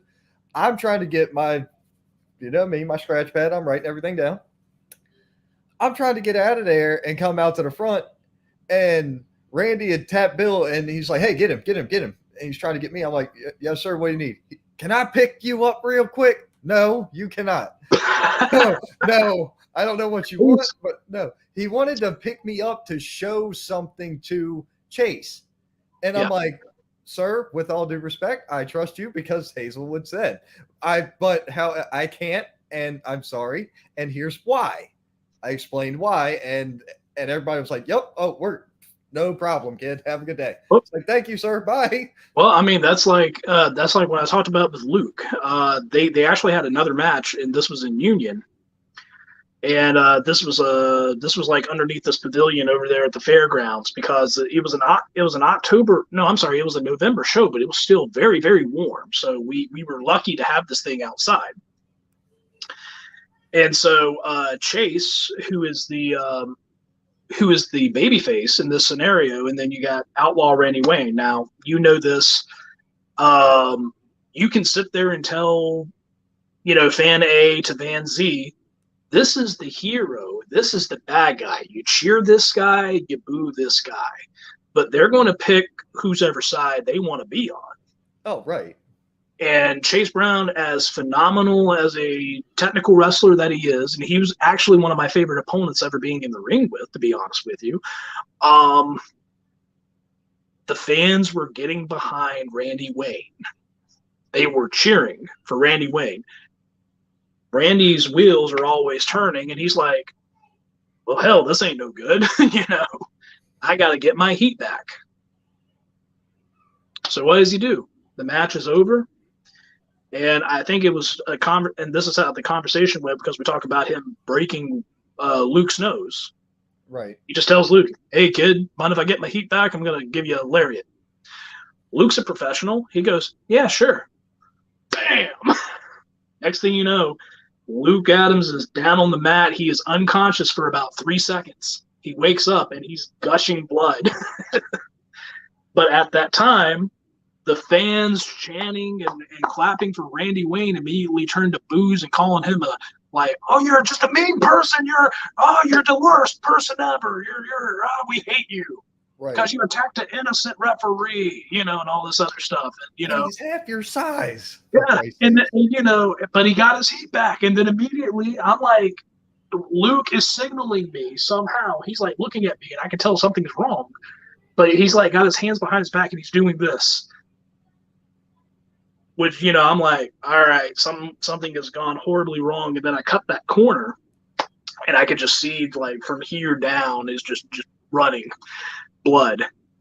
And Randy Wayne stops me and just grabs me and he goes, you can go ahead and take the fine out of my paycheck, boss, and just walks to the back. I remember the video. Because you could hear that loud and clear. And I was like, oh my God. But for that moment, you went from the man who's supposed to be the most hated man in this promotion. People are cheering for him. He knows he's got to do something to protect his identity. And he did it. Cost a lot of money, but inadvertently, but yes. Yeah. And accidentally on purpose. On purpose. There we go. Even though there's a rumor that a particular former employee of mine put a hit on Luke, and that was the reason why it happened. And then we're not going to go talking about outlaw mud show goofs, right? We're not doing this. No, not really. No, not really. It wasn't him. I actually have no heat with the individual. It's just long story short. He is his personality is his personality, and his personality ended up putting me in a bad position where I was about to lose my locker room, and then he actually threatened my locker room. So I removed him from the locker room page and just told him, I said, hey man, we can't be doing this. And And we haven't really spoke since. The last time I spoke to him, two things. He called me to let me know that he was restarting Omega, which is the promotion that Matt and Jeff Hardy were that they created. So I was like, okay, cool. That's awesome. Congratulations. And then he immediately said, and we're going to bury you and all this other stuff. And he was going to shut me down. And then he hung up. After that he sent me a message because he basically just told me that the Brotherhood was over with and that I chose the wrong side. And, but he was, the way I look at it is that he took a business decision and made it personal. Right. And that's all it was. I have no heat whatsoever with Thomas. For anybody that's wondering who I'm talking about, Thomas Simpson. I have no heat with him. I actually have no animosity towards him. I don't wish ill will on him. But I just knew when that incident happened last year, in like the beginning of January, I just knew that this was not going to be good for pro wrestling. So I had to move on. And I feel like we've done good since. And that's not because him eliminating him from the equation is what made us better or anything like that. I just felt like when I was able to take the company in my own hands, because not only was I just promoter, I now took over the booking, and I've been really happy with what we've been able to put together. And there is not a single person, whether they like what I've done or they haven't liked what I've done, can make me feel any different about what I've been able to accomplish. So. And I agree with that. As like I said here, there's continuity in your booking. There's long-term storytelling as much as can be in indie wrestling that doesn't run weekly, because I for one don't believe a weekly show works here. Hey, look, I know of weekly, and I know, I'm just going to say it. I know of a weekly wrestling show. They have no continuity whatsoever. Right. That doesn't make sense to me. They will change things. They will flip the script in a heartbeat. And the reason why I know that is because I, for a small moment of time, worked in said promotion for 5 shows, and things never stuck to the wall. And if something stuck to the wall, somebody would look at it and just go, we'll get back to it, and they just forget all about it. Well, in this area, even when the shows are, spaced out like yours are now versus when CPW was running and they were doing 1 or 2 a month and they had continuity going there, there's a lot of variables here. And even, Michael King spoke about it. There's a lot of different things that he says that make a lot of sense when it comes to how storyline progression could go. And if you're going to be using one promotion is going to be using the same guys for 6-8 shows, you may want to sign them to, here's your specific dates. You guys need to be here. Yeah. You may want to come up with a pen and paper deal on that, or, whatever the best spit handshake you got is. But overall, I like the presentation of what I see when I deal with Pro Wrestling Union.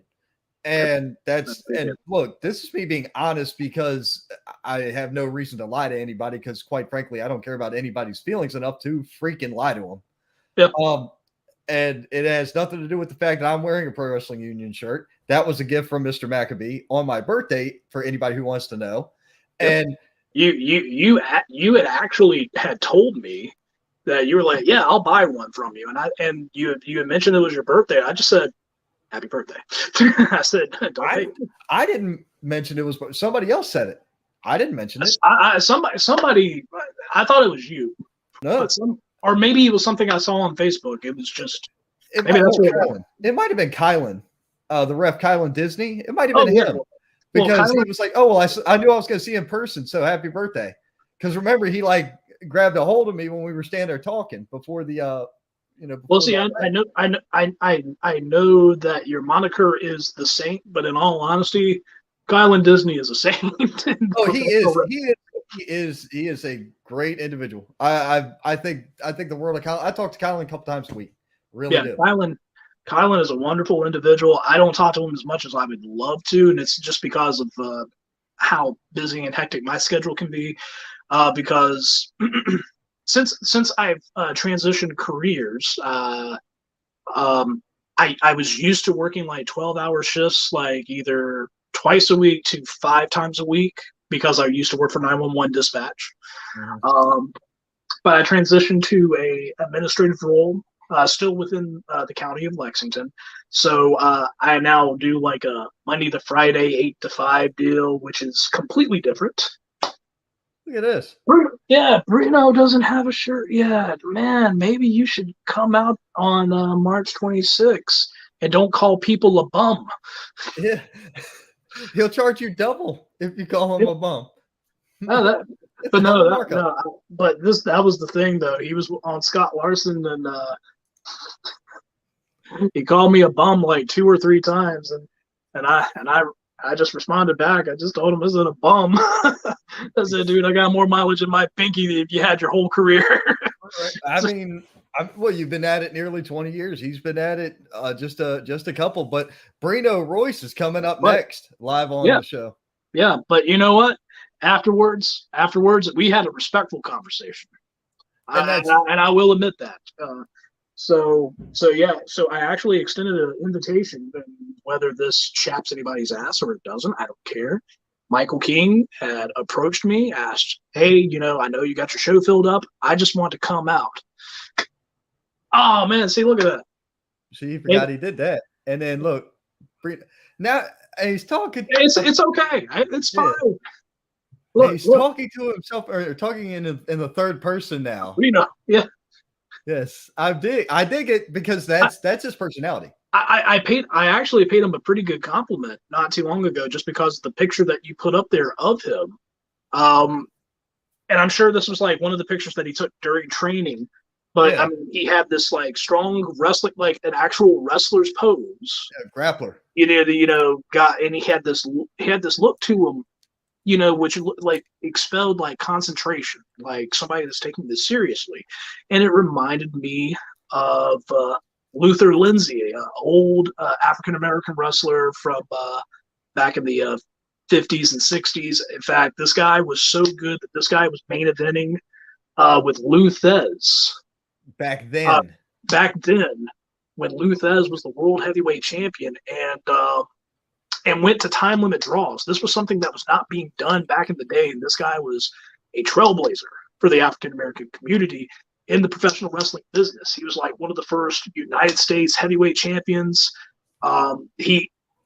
It's a real sad story, though, that he actually had died in the ring. And this actually happened in Charlotte, North Carolina. I think it was like 1973 or 1974. It was the 70s. He's still running. He's in his 50s, still getting bookings.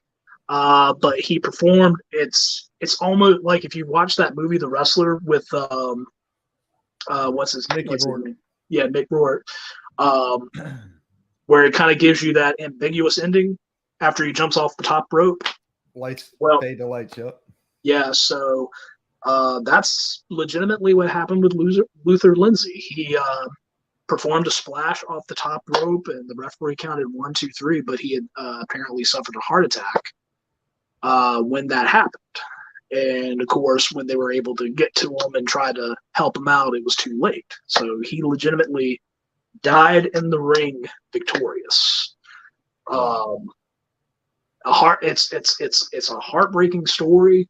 But it's a hell of a story to tell for somebody like that, especially in the day where a lot of guys were not getting the opportunities at that time. And like I said, he was main eventing big venues with Lou Thez. And Lou Thez was, even though it went to time limit draws, Lou Thez was putting him over as like, this guy is a legit great wrestler, Right. And he traveled all over. Right. Well, do me one last favor, my friend. Go ahead and put it out there. Tell me all the social media wrestlers you want to get a hold of a booker, the YouTube channels, the shows, everything. Put it all out there for me. All right. So Pro Wrestling Union can be found on YouTube. It can be found on Facebook. It can be found on Instagram. We deleted Twitter. I'm just not big into Twitter. So what we got coming up on YouTube on February the 17th, which also happens to be my birthday. I'll be turning 38.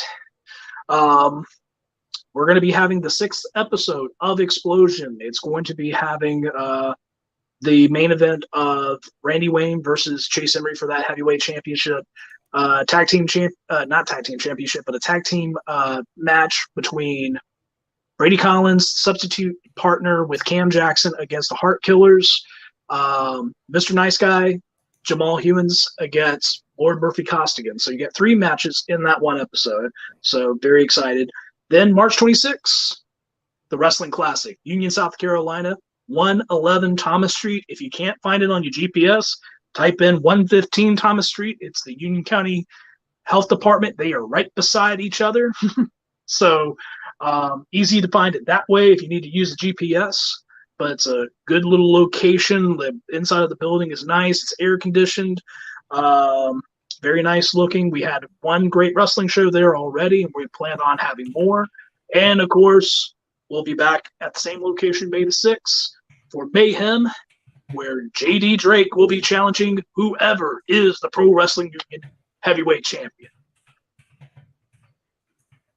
Fantastic. All right. I sent out the invite. So momentarily joining the show will be Brino Royce. Ladies and gentlemen, Mr. McAbee, thank you very much for joining me. I greatly appreciate it. I will get what I've written over to you probably within the next 36 hours, I'll say. You'll have something in your hands, and you may like it, you may not like it. You'll more than likely you're going to want to tweak the hell out of it, because it's the little nuances that make Pro Wrestling Union Pro Wrestling Union. Yeah. All right. Well, thank you very much for being on the show, man. We went an hour and 45, brother. Hey, man, you know what? It was a good conversation. That's all that matters. Fantastic conversation. Stay tuned for Brino Royce, yes. The Rolls Royce of professional wrestling. But I still have not. I still need to see him in action. Maybe we'll get him in the ring on the 26th. Maybe work out a little. We'll see what he can do. Michael King, bring your guy. Okay. Oh, that's it's an invite. Bring your guy. Bring him. Well, it don't get no bigger than that. Michael King and Brino Royce, King Enterprises. It gets no better than that to get an invite from the man himself. I might even step in the ring with you, show you a thing or two. Oh, Jesus Christ! All right, so we need paramedics on call. We need. All right, get the cut guy, because we know the same. You use the same cut guy as a bunch of other people. That's another dude I like. He's a good cat. I got to talk to him some more. Yeah, David's an excellent. But yeah, I'm not gonna hurt him that much. But I got something that I've been writing, because a conversation had come up between you and me not long ago, and it festered. I talked to an individual, and we talked for almost 3 hours about character development. And I wrote this, and I've been writing it for weeks, but it's got to be done in a certain setting. But at any rate, folks, this has been Cole McAbee. Stay tuned for Brino Royce. We are going to take a quick commercial break. So thank you all very much, and enjoy this quick commercial break from Blue Horse Media. It is the Pro Wrestling Union Explosion YouTube show coming soon.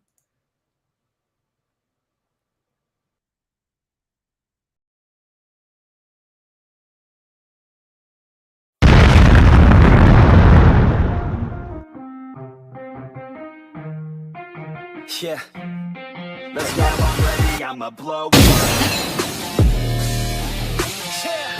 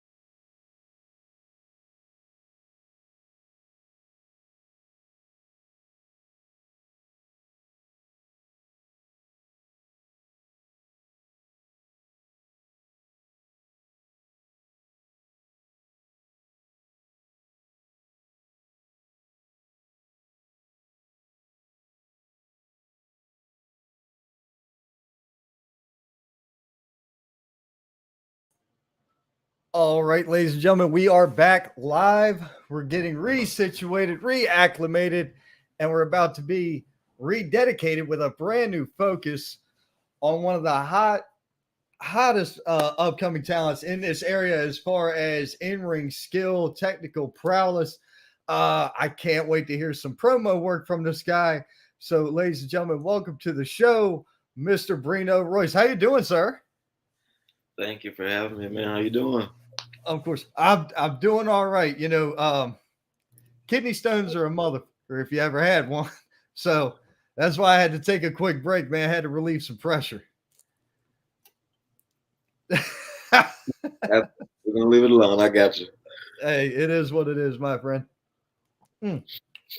So, the Rolls Royce of professional wrestling. Man, where did that come from? Let's start right there. Where did that come from? I was working out around last June, and there was a guy named Chris Blees who was around, and when I trained at the specific place I was training in Packlet, he would be there, and we were like real good friends. Now I'm about to eat dinner at his house later. He would always comment on how smooth everything was that I did, and I never really paid any attention to it because, like, you can't see yourself working out.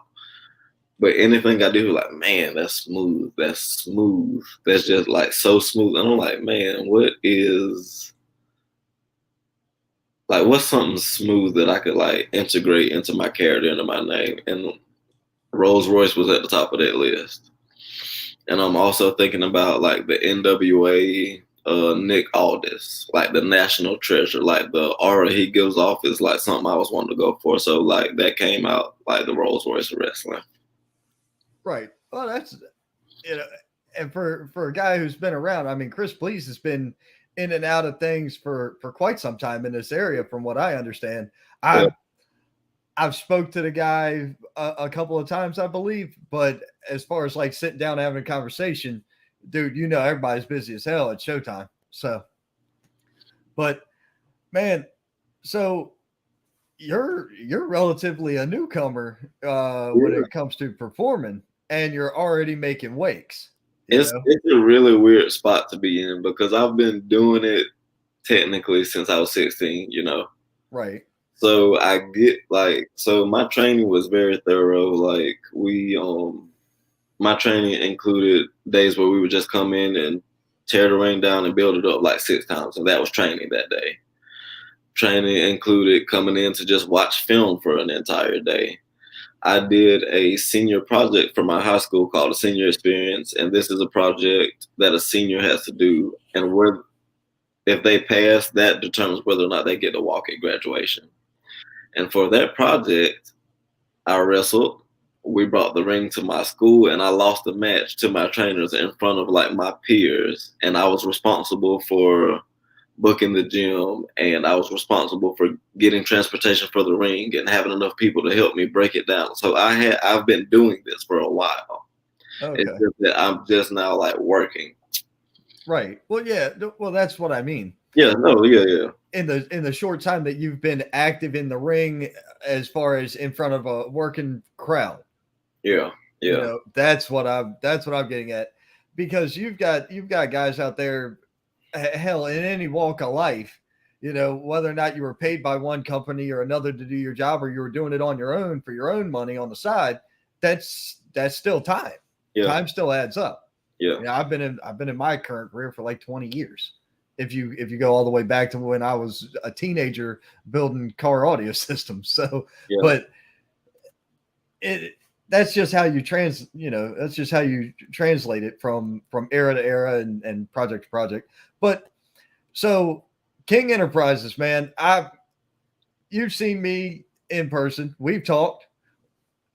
You know how I am with everybody. I always try to be cool with everybody. Yeah. And I got a lot of respect for your faction, regardless of performance in the ring is only half the battle to me. Yeah, absolutely. Because I'm in the back, and if you're cool with me and you're giving me exactly how you want it pronounced, like, are you working his show coming up on the 18th? 18th, yes, sir. All right, so I get to announce you for the first time on the 18th, and that's coming up For anybody looking to know, here's the card right here. Well, here's the poster. You've got one, two, shoot, I'm counting 3 dudes from King Enterprises on this poster. I'm wrestling that ugly dude right there with the chain on and the mask. With that chain in his hand. Oh, Dagon. Yeah, I'm wrestling Dagon. Right there. Okay, so Dagon #1 is pretty legit. I mean, I saw him at the last show. He's a hell of a hand. He's a good worker. And a hell of a hand like him, and plus as violent tendency as he likes to be, versus a technically prowess individual like yourself, that's going to put on a phenomenal matchup, in my opinion. Yes, sir. I'm really excited for this one. But, once again, getting back to the back, I'll be in the back and trying to talk with everybody and get exactly how you want it delivered. I want to make sure I deliver the tone you want me to deliver. I want to make sure I appear as you want me to appear, because when I say your name, I want you to come back to me and say, man, I felt like I was at the Garden, because I've had that said to me. I like that about you, because I do the same thing to new opponents. I like every little detail. I want to know it. I'm like, well, when you hit me with this move, like how do you want me to sell it? Like, how do you want this moment of yours to look? Right. And I want to work with a guy and just make sure we have the best possible thing we have, like we can do. When we were all I don't recall if you were at the CMW Evolution show with Michael King that night. Nope. No. Well, I don't know if that was before you joined in or if you were somewhere else that night. I just don't remember.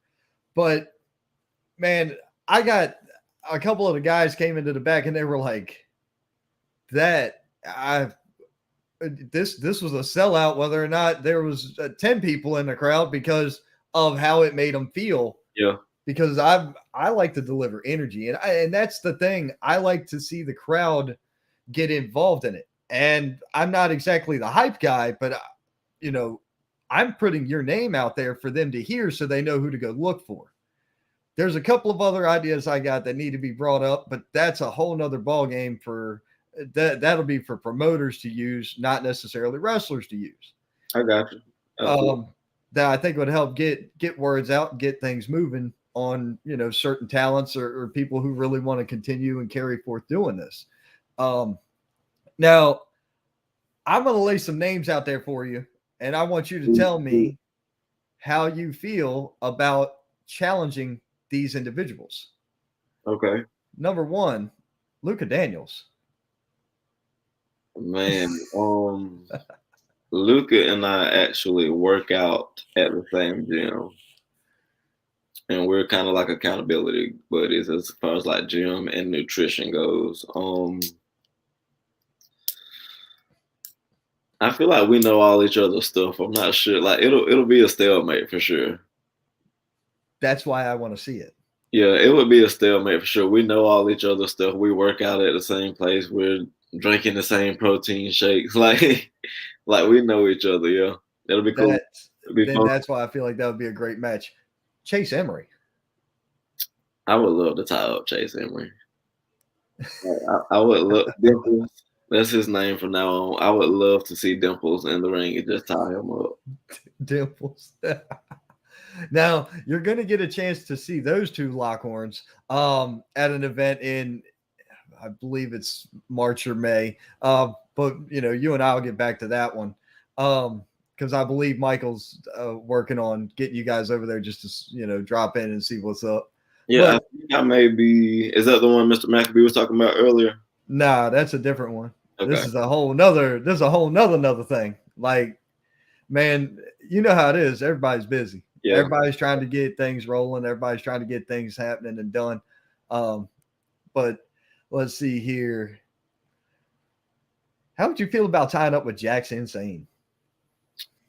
I feel like that's a really good contrast, and really good contrast makes for a really good match because he is all about being all over the place. And my character is really about like just being neat and tidy and orderly. And I would have to figure out a way to really control his body in a way that would allow me to have that kind of control and tidiness and trying to keep him from exploding all it. You know what I mean? Oh, 100%. I've been watching Jax since pretty much I got into this in the independents. I actually knew about Jax before I knew about the independents in the local area. Okay. I'm not from here. I'm from DC area, the Southern Maryland, Virginia, Delaware. And even then I didn't know many independents. I wasn't into it, or I wasn't involved or into it back then. So, but how would you feel about tying up with TIM, the Infinite Man? Man, so I've been kind of following him on social media, and I just think what he's doing, like with his character, is just the coolest thing. I haven't thought about wrestling him yet, though.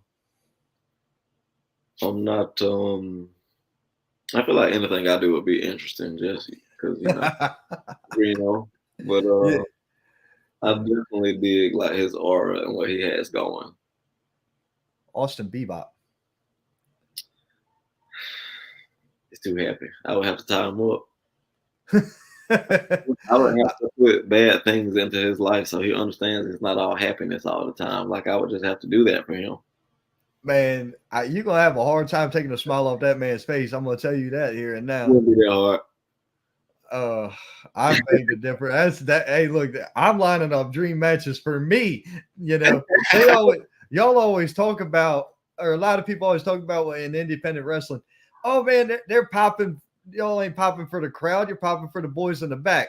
Well, let me tell you this: as a fan who's in the back, it's a little bit different ball game, because I can see around the corner and think, if this is doing that, then this plus this equals money. Yeah. And this is what these are things that I'd like to see.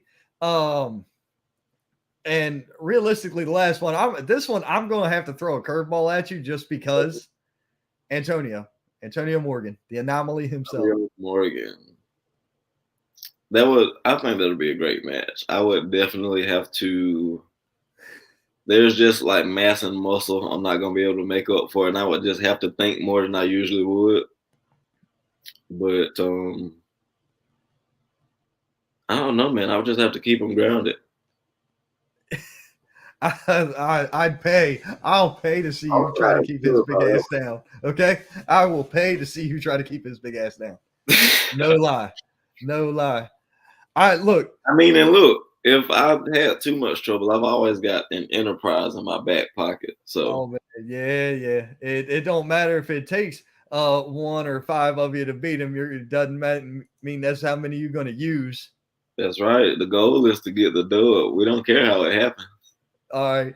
Now we got a comment coming in. Check this out. We spoke of the man, and here he is, Chris Blees. No matter who Brino gets in the ring with, they will be outclassed. There you go. Man, Chris, that is a hell of a statement to put on this man's head right now. He's very early in his career. And yes, I can feel the confidence coming through my computer screen. I can hear it in my headphones right now coming from him. What it feel like, baby? It feel good. What? The confidence. Man, I can just feel it oozing out of you. I can feel it. And the thing of it is, you're not talking about individuals who aren't versed. I mean, you've got some other younger talents who've been in 13, 15 months. Yeah. But you're also talking about talents who've got years involved. Yeah. And time is money, man. Time is money. Yeah, absolutely. But Jesus Christ, some of these independent shows that are going on in this area, I know you guys work a lot of APW Boiling Springs as well as a lot of other venues, and you're branching out now into North Carolina. I've heard word of Tennessee, and I know there's been branching out into Georgia. Yeah, we'll be in Georgia the night after his, actually. Oh, geez. I beat up Dagon and Immaculate on the 18th. Then I beat up Dagon on the 19th in Georgia. Y'all running it back. Okay. Just in case he wants his rematch from losing on the 18th, I'll be happy to do the same thing again for him in Georgia. Well, just be sure you bring that up on the microphone. Absolutely. I mean, that's the one thing I haven't heard from you yet's a promo. Look, I'm very deliberate. I'm very like meticulous, and I want everything I do is going to be important. So when I finally do speak, it'll be a big deal. And that's the perception a lot of people have of you, especially down here, which is a great thing. The other thing I've been informed of is that you're very articulate and you're an intelligent individual. So therefore, I'm looking to be captivated. I'm looking to be drawn in. Whether you're a heel or a face is irrelevant to me. If you can perform and you can do the tasks that are put in front of you, that's where the rubber meets the road and gives you traction to carry you further in this life. Yes, sir. And when it comes to guys like Michael King's a very well-spoken man. If anybody thinks he's just this asshole with a microphone in his hand, you have no idea what's really there. And I've spoken to him multiple times in and out of the ring, and it's like it's always a pleasure for me. I've spoken to you a handful of times over the phone or text or whatever, and I'm like, this kid is, and I call you a kid because I probably got you by close to 15 years. I mean, I appreciate it. I love it. But it's like, dude, this kid has it in his brain that I want to succeed. I hear a lot of yes, sir, no, sir, when I hear you speak to people. I see the respect you give others. And it's like, these are all those little things inside of a locker room that make the big difference on not just return booking. Absolutely, yeah. But it makes the wrestlers also appreciate you more in the ring, and it makes you get more out of them. You get more, what's the old statement, man? You get more flies with honey than you do with water. But the problem is, and in some cases here in this area, you get more flies with shit than you do with water. I'm not wrong. You can say a lot of things about me, but I ain't wrong. I ain't gonna say nothing. We're gonna leave that alone. All right, I appreciate it. All right, so Mike Dagon had something to add to this. The 18th and 19th will be a creature feature, double feature. I didn't even know Dagon followed this damn thing, but that's cool. I appreciate it. Hey, man, look. No effect. I guess so. I got more comments now since you've been here than I've had all day. This show's been going on for 2 hours, 7 minutes, and 20 seconds, my friend. And I've got more interaction now talking to you than I have anybody. It must be because these people work with you a lot, and, you know, there's bound to be some good stuff coming out of it. Now, Chris, please send something else. Let's see what Chris had to say. Hear what you're saying, but Bruno is far ahead by being a student of the business and such a quick learner. Given the opportunity, you're talking to a future heavyweight champion. Now, Chris, I want you to clarify one thing for me. When you say future heavyweight champion, you mean future independent heavyweight champion? Or do you mean future heavyweight champion as in we're going to see him signed by Tony or Vince or Scott or whoever out there running another promotion? Which I'd like you to clarify that statement, please, Mr. Blees. Man, but Al, you see that? That man's putting you up on a pedestal right there, too. Look, he's been one of my biggest, just like unwavering supporters, and I appreciate all of that. Like, and just I think he brought up a very good point in about the student aspect of it, and just how you were saying about the yes sir, no sir thing. I approach this industry as a student and as a professional. That's why you see me, like, if I'm making an announcement, like I'm hurt, you see a press release. You see something official. You see, like, go ahead. You about to say something. Man, you had me sold. I don't know whether it was real or not when you hurt yourself, because I was like, I took about a month off after that and just been rehabbing and eating right and doing the deep tissue therapy, and we're okay now. Gotcha. But I was convinced. I'm like, I didn't know if it was work or shoot, but I was convinced. So it didn't matter what it was. I was convinced because of the press conference. Gotcha. Like, the press conference being from Michael King is what kind of threw me, or is this real or not real? That's where the questions came from me, was from him. Gotcha. Because it was him doing it, as opposed to you just putting out a tweet, even though you had the written statement that he read.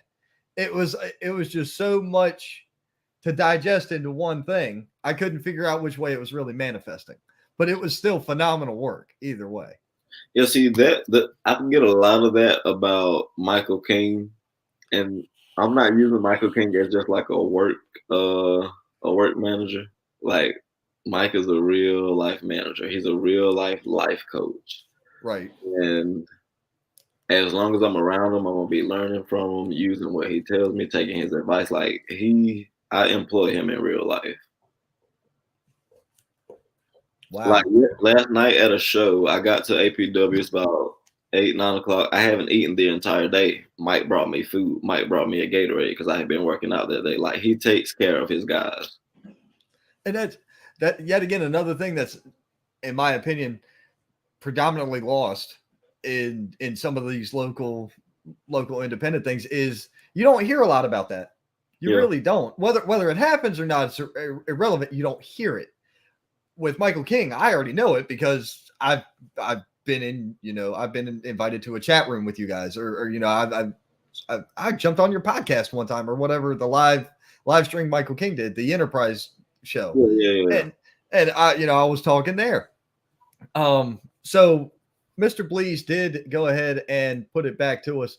He said future heavyweight champion anywhere he goes. Oh, wow. AEW, WWE, it doesn't matter. Watching him work, I would put his name in the same class as Ric Flair. Holy shit, that's a compliment. But you have to know what you're looking to see what I see, bro. Hey, Chris, I haven't had the pleasure to see it yet. Now, I know I'm going to get you on the 18th. I already took off the half day from work. Like, this is already done. It's done deal. There's one thing that will stop me from being there, and that's a natural cause, and let's hope to God not, between now and then. That's the only thing stopping me from seeing you in action come the 18th. So I want your reaction for what Chris said. Bro, you can't live nothing like that up, man.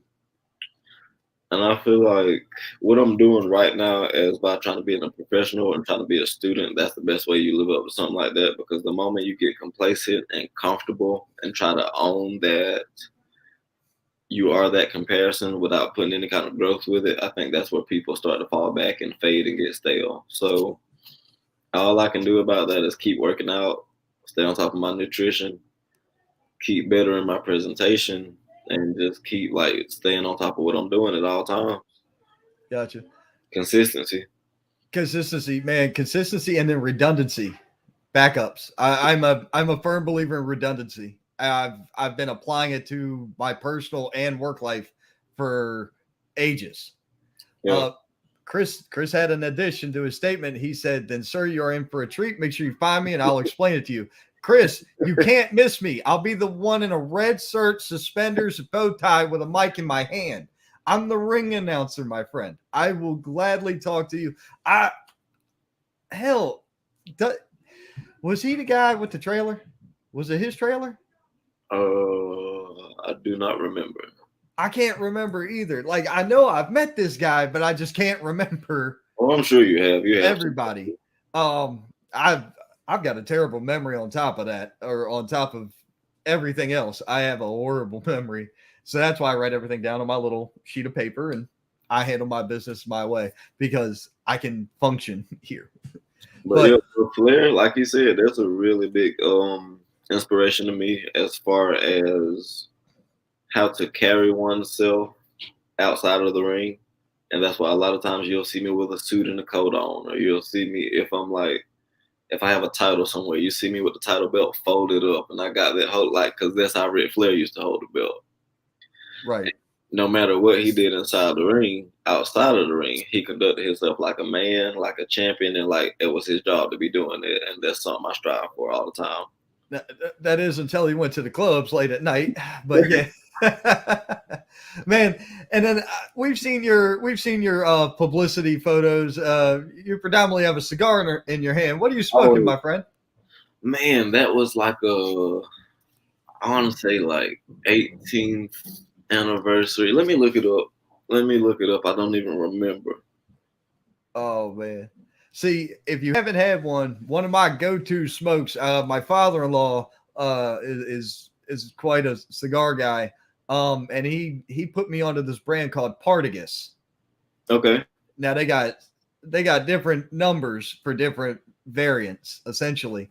And the 7, the 9, the 11, they are all killer smokes. But I mean, in this area, I think they're like $15 a pop. But you know where your money went. Yeah. It's like everything else. This Celine right here, you can't really see it, but I'm gonna send you the link or whatever. It's a good one. It's very smooth. Hell yeah, that'll work. Well, see, me and your friend Christopher Burton, we got into a little bet. We got into a gamble here. We have a cigar riding on, I believe that in the next 2 years, that Eddie Kingston will win AEW's world title. Okay. Now, and we got 2 years from January for this to occur. I say it's going to be booked in the same vein as the way Mick Foley was. Your feel good come up. You never would anticipate it happening. Yeah. I think that's the way that they're going to book Kingston to win it. I don't see him dominating somebody, powerhousing his way to the top of the charts. I see there being to this bit. I think I want to be in on this. I don't know how we could do that. Well, you want to bet against me or you want to bet against him? Because I bet that it's going to happen. What does he think is going to happen? He doesn't think it's going to happen. He said no. I say yes to Eddie Kingston winning the AEW world title in the next 2 years for a cigar. Man, I have to go against you, man. Oh, you're going to go against me? Okay, fine. If you win and I'm wrong, I will give you one of the cigars I enjoy. Okay. Because more than likely you haven't bought a Partagas cigar or tried one. I'll give you a good smoking cigar. Real quick. Huh? I said we're gonna pinky promise real quick. Nah, we good. How about this? I'll shake your hand Friday the 18th. Done deal. Okay, let's do it. There we go. So we got a deal as of then. And hell, we'll get somebody to take a picture of it and we'll, the bet is on. Yes, sir. I'll put one of you on each side and shake both your hands at the same time. Is Burton gonna be there? Huh? Is Burton gonna be there? From what I understand, Chris and Harry are going to be doing their thing over where the hard cam sits. They haven't really gotten to see me wrestle yet either, it's gonna be nice. Yeah, I think real highly of them, and like I say, I got a show coming up with them on Tuesday night at 8 p.m. The Round Table Rumble. It's going to be just a boatload of podcasters from this area and up and down the coast. PA, Georgia, Greenville, North Carolina. Where's the other guys from? And let's see here. Here we go. Look, here we go. Mr. Cole McAbee stuck in on this. He said, I'm a witness to this bet. It's good enough. So he cemented it. We're good. And I got a guy coming in from Europe over in the UK somewhere who's also does podcasting. Yeah. Is he in wrestling at all or? He's part of TRWC, the Real Wrestling Community, the one Facebook page. And that page is huge. There's between TRWC and TRWC Attitude, there's 10, 15 admins who all write different content. Him and a female, a nice young lady named Tina, they do a show together called The Tailgate Party before AEW shows Wednesday and Fridays normally. But Tina's part of another podcast that's in Georgia with another nice young lady named Sarah, and they're Peaches and Power Bombs. So it's like Peaches and Power Bombs meets The Wrestling Wire, meets Tom Clark's Main Event, meets Hashtag Truth, meets The Straight Up Wrestling Show, meets The Tailgate Party, and meets this wild and out dude I know from PA who I met through TRWC as well, Stravy Stone. There's a Marvel level crossover, basically. It's just going to be a huge hodgepodge of podcasters and opinions, and we're calling it the round table because the conversation is going to go around the table. We're each going to just build and build and build and see how it goes. And there's also the possibility of the NWA's own Mr. Gary Horn, who used to do. Yeah, I see it. Yep. Gary Horn, who is now employed by the NWA, started off just doing this is NWA podcast right here in Greenville, South Carolina. Okay, that's dope. And dude, if you get a chance, check out some of his work. He's a smart cat. He'll have this video momentarily if he doesn't have it already. I don't recall whether or not I tagged him. Pardon me if I did not tag him. But you're gonna see just a lot of this. You're gonna see we're trying to make this thing happen once a month, maybe twice a month at most, but it's gonna be very sporadic. There's not gonna be any real rhyme or reason for it. It's just gonna be a battle royale between podcasters. It's gonna be fun. Oh, let's see. We have a comment added in. Do what? I said, don't let Shane McMahon book it.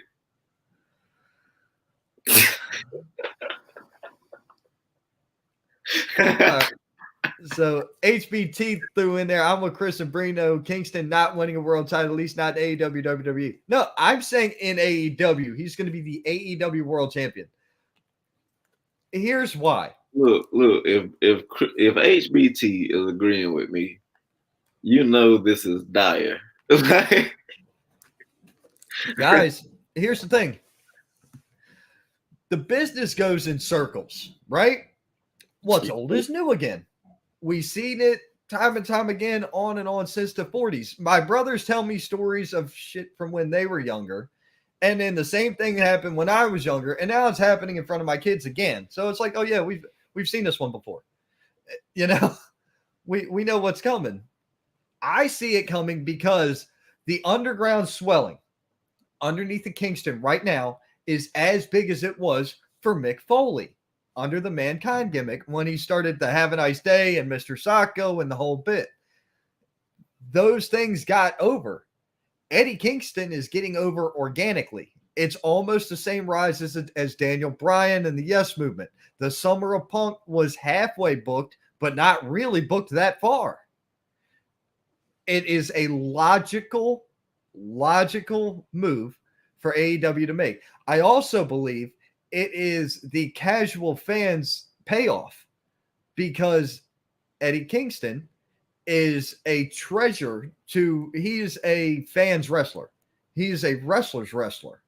He's not your blueprint. He's not your prototypical guy. He doesn't look like Leviathan or the prototype. He doesn't look like John Cena or Batista. He doesn't look like Hulk Hogan. He's got great skills on the mic. He's a good brawler. And he'll work that ass in a mat. I see all the spinning wheels in motion to make this a reality. And I don't know why I'm the only one that can see that.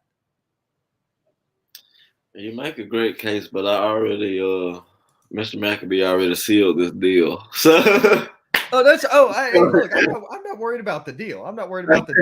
I have to find a cigar shop that sells my shit locally. That's my hard part if I lose, which I don't think I will. But at either way. Wait, what's the time again? How long? 2 years. We got 2 years. 2 years. I think I'm going to have to stay with my part of the bet, man. Oh, you're good. I'm not pressed. Realistically, right now, we're gonna circle back to you and your independent career. But I want you to think about this as a talent in the industry.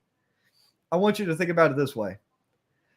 You're driving down I-85, my friend, and you see already a terrible start to this story. Well, I-85 blows anyway, but all right. Do you want me to say I-95 because it's better than 85? Okay, I-95. And you're crossing state lines, and you're going to come across different venues where they're going to have attractions and events. You get up around DC, there's like Showplace Arena and the MCI Verizon Cap Center, whatever. You got 2 or 3 over in Fairfax. You got 3 or 4 in Baltimore. Places everywhere. But the point is this: if you see a name on the marquee that looks like Adam Cole, you're probably going to keep driving. Whereas if you saw a name that says Brock Lesnar or Bobby Lashley or Roman Reigns, you're going to be more inclined to stop and pick up a ticket. Am I correct? You're not stopping for Adam Cole? No, I'm not. Adam Cole was in Hollywood. Bro, Adam Cole was 20 minutes away from the house I used to live in Southern Maryland just the other day performing in Maryland Championship Wrestling. He was in Hollywood, Maryland, working for Maryland Championship Wrestling, MCW, right out of Baltimore. They run out of Baltimore, right there with ROH. They run right there with ROH. Yeah, you cut me deep, dog. Bro, I love Adam Cole, but I'm not going to pull over as fast for him. All right, put a price tag on it, $50 a ticket. I'm going to be more inclined to go spend my money on Brock Lesnar. All right, I got to put 4 asses in seats. You got to put you. There's a difference, my friend. I got a family to put in there. Yeah. I'm not going to drop $200-$300 on Adam Cole, baby. Whereas, see, I'm also not about to drop it on a 5-minute Brock Lesnar match either. Okay, I see that. That's why I also brought in Roman Reigns or Bobby Lashley or Seth Rollins. Even Seth Rollins is a pretty good draw, especially right now. Let's see. I don't. Who would you say you would have to? Chris Jericho. Chris Jericho's a great name. Sting. Maybe CM Punk. CM Punk, maybe, yeah. Okay, so you see those names. Bryan Danielson, yeah. Bryan Danielson. Now tell me you're going to do the same thing for Adam Page, because I'm gonna call you out. I don't care for Adam Page. All right then. Adam Page is not a marquee draw. Yeah. He is a great wrestler. I take nothing away from his wrestling. I take nothing away from his promos. I take nothing away from the man at all. I'm sure he's a nice guy. His first cousin's like a cop or something in Virginia. So he's got to be halfway decent people. But we're talking about Virginia cops. It can only get so good, right? So I was about to say. Well, all right, hold on. So to kind of put that in perspective, Scott Hall, Razor Ramon, his brother was a cop in D.C. So was Dave Bautista's brother. Okay. All right. I know Scott Hall's, knew Scott Hall's mother. I spoke with her. Okay. Well, all right. Dave Bautista's brother was involved in starting an MMA gym before the UFC really, early on in the UFC's launching pad, like when they had the rocket strapped to that ass and it was going way up. Yeah. Bautista's brother was involved in starting an MMA gym in Calvert County. Now, whether the gym ever came to fruition or not, it's irrelevant. I don't recall. I left that job and left Calvert, but I was working on his partner's cable, 2006, 7, 8, somewhere in that range. But so these guys were all doing that like that. And they were, so I don't have an issue with that. But his brother or first cousin's a cop in Virginia. Yeah. But either way, so once again, you're not going to pull over for him, are you? You're not going to stop and buy a ticket for him. No. I'm not dropping the kind of money we're talking about. You're right. Yeah. So my theory is they're working on this Jericho and Kingston angle right now. My belief is that Kingston's going to got by Jericho in the first round. In the first round, Jericho's going to go over. It's going to be dirty. And the storyline's not going to end there. Just like the MJF and CM Punk storyline's not ending where it's at. We already know this. And anybody who can't see that, I'm sorry, Ray Charles could see that from where he is. Now, if inevitably, that's why I put 2-year time limit on it, you're going to see Jericho's going to go back out on tour. We know that's going to happen. He's going to go back to doing his Fozzy rock and roll shtick, and that's going to be his thing. Kingston's going to be ideal, and he's going to be in that spot where he owes one to Jericho, and Jericho owes Kingston the favor. He does, doesn't he? And that's how I see it going down. I can see it in my head happening that way. I can also see Serena Deeb doing the favor to Britt Baker. Britt Baker being your champion right now, but she doesn't have that much credibility. In my opinion, she doesn't. What you think about Jade? Jade Cargill? So I like her for her athleticism. She does some badass power moves. She's not bad on the microphone. She's green as goose shit, but other than that, she doesn't show it. Other than the fact that she is green, we don't know that she's green. Does that make sense? Yeah, absolutely.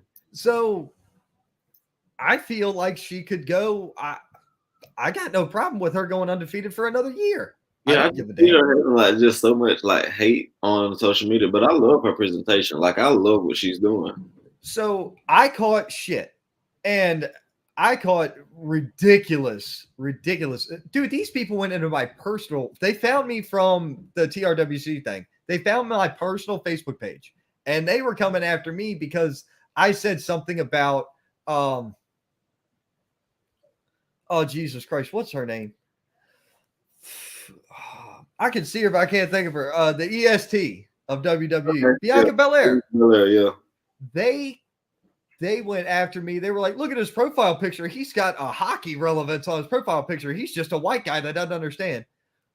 Bitch, let me educate you. I worked in Southeast DC. I saw the ghetto. I saw Baltimore and South Baltimore. I hung out in South Baltimore. They said I was racist because I didn't like her shtick early on in NXT. I'm like, have you not seen this woman? Have you not seen her workout videos? She is a powerhouse.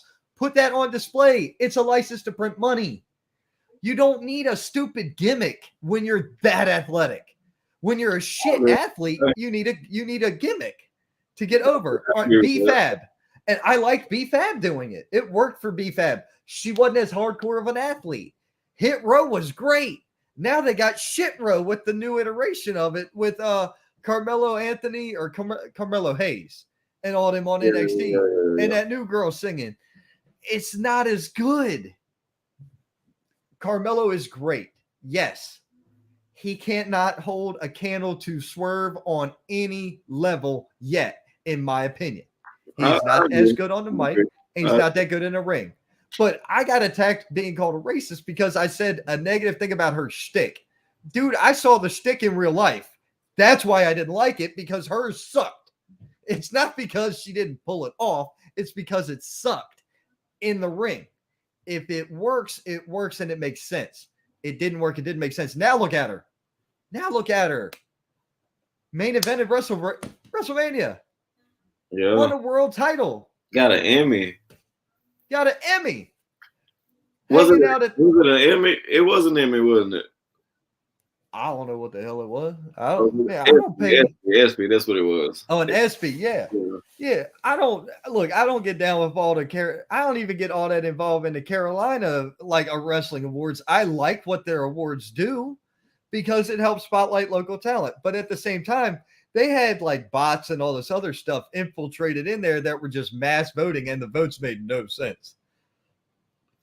I don't know if you know what I'm talking about, but if not, we'll catch up on it another time. Yeah, we're gonna have to talk about that one.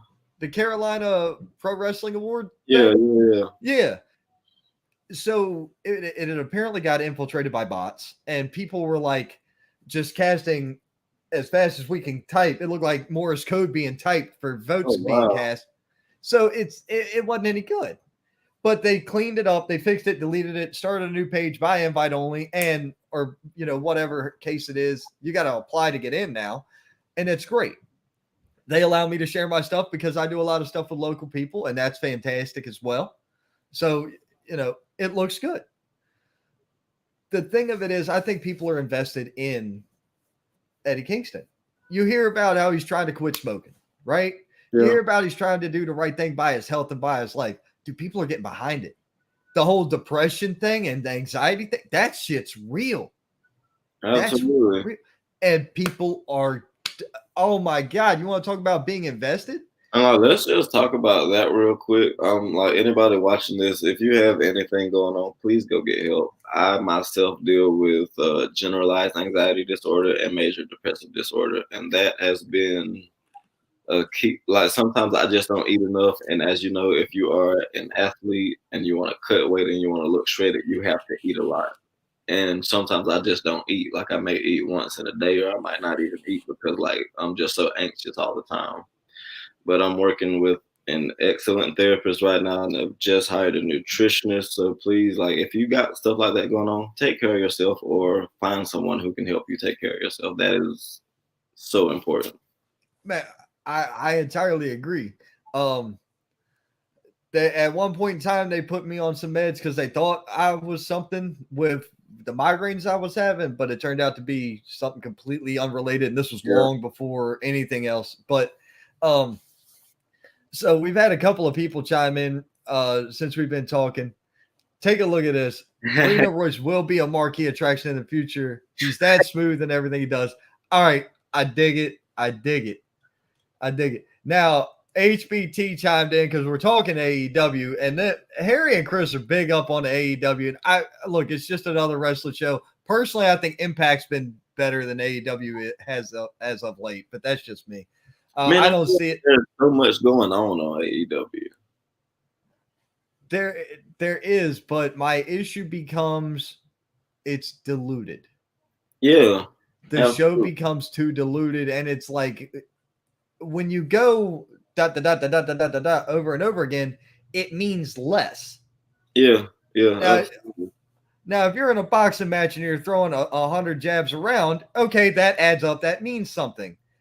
But if you're not throwing a right cross, a right hook, an uppercut, or a headbutt occasionally to get some people pissy at you, what good is 100 jabs in a match besides wearing your own self out? That's just kind of me. Eddie Kingston will be a mistake. Oh, here we go, another one. Kingston would not draw money in the long term. Man, I mean, he's just letting me have it about Kingston. Like to call people a club fighter. Hey, man, look. That's the same way people got behind Mick Foley, though. That's what I'm getting at. That's exactly what I'm getting at, is that's the same way people got behind Mick Foley. And then you had Tony Schiavone make the mistake of saying, that'll put butts in seats. He is paid dearly for those words ever since. He's getting paid great now by Tony Khan, but, that's another ballgame. Here we go. And he keeps going. Adam Page should have never won the title. He devalued AEW's name. I'm not going to say all that. I'm not going to say all that. No. Just like the long-term storytelling it took for Adam Page to get up to that point, like, that was beautifully done. Like, I can't take that away from him. Like, I'm not going to say that much. They should have pulled the trigger sooner, in my estimation. Yes. Because of they should have done it before he had the kid, then put the belt on somebody else for him to go away. I would have seen it happen in that way better. But, it is what it is. Now, we had this cat, Delshawn Tally Bowens. I don't know this cat, but guess what, man? My best friend, actually. Oh, is it cool, man? You say you completely agree. I guess that was when we were talking about the rise of, it was either the marquee talent or the rise of how characters can move up to the main event. People are personally invested in wrestling, so anytime you say something people don't like, get ready for backlash. Anything though.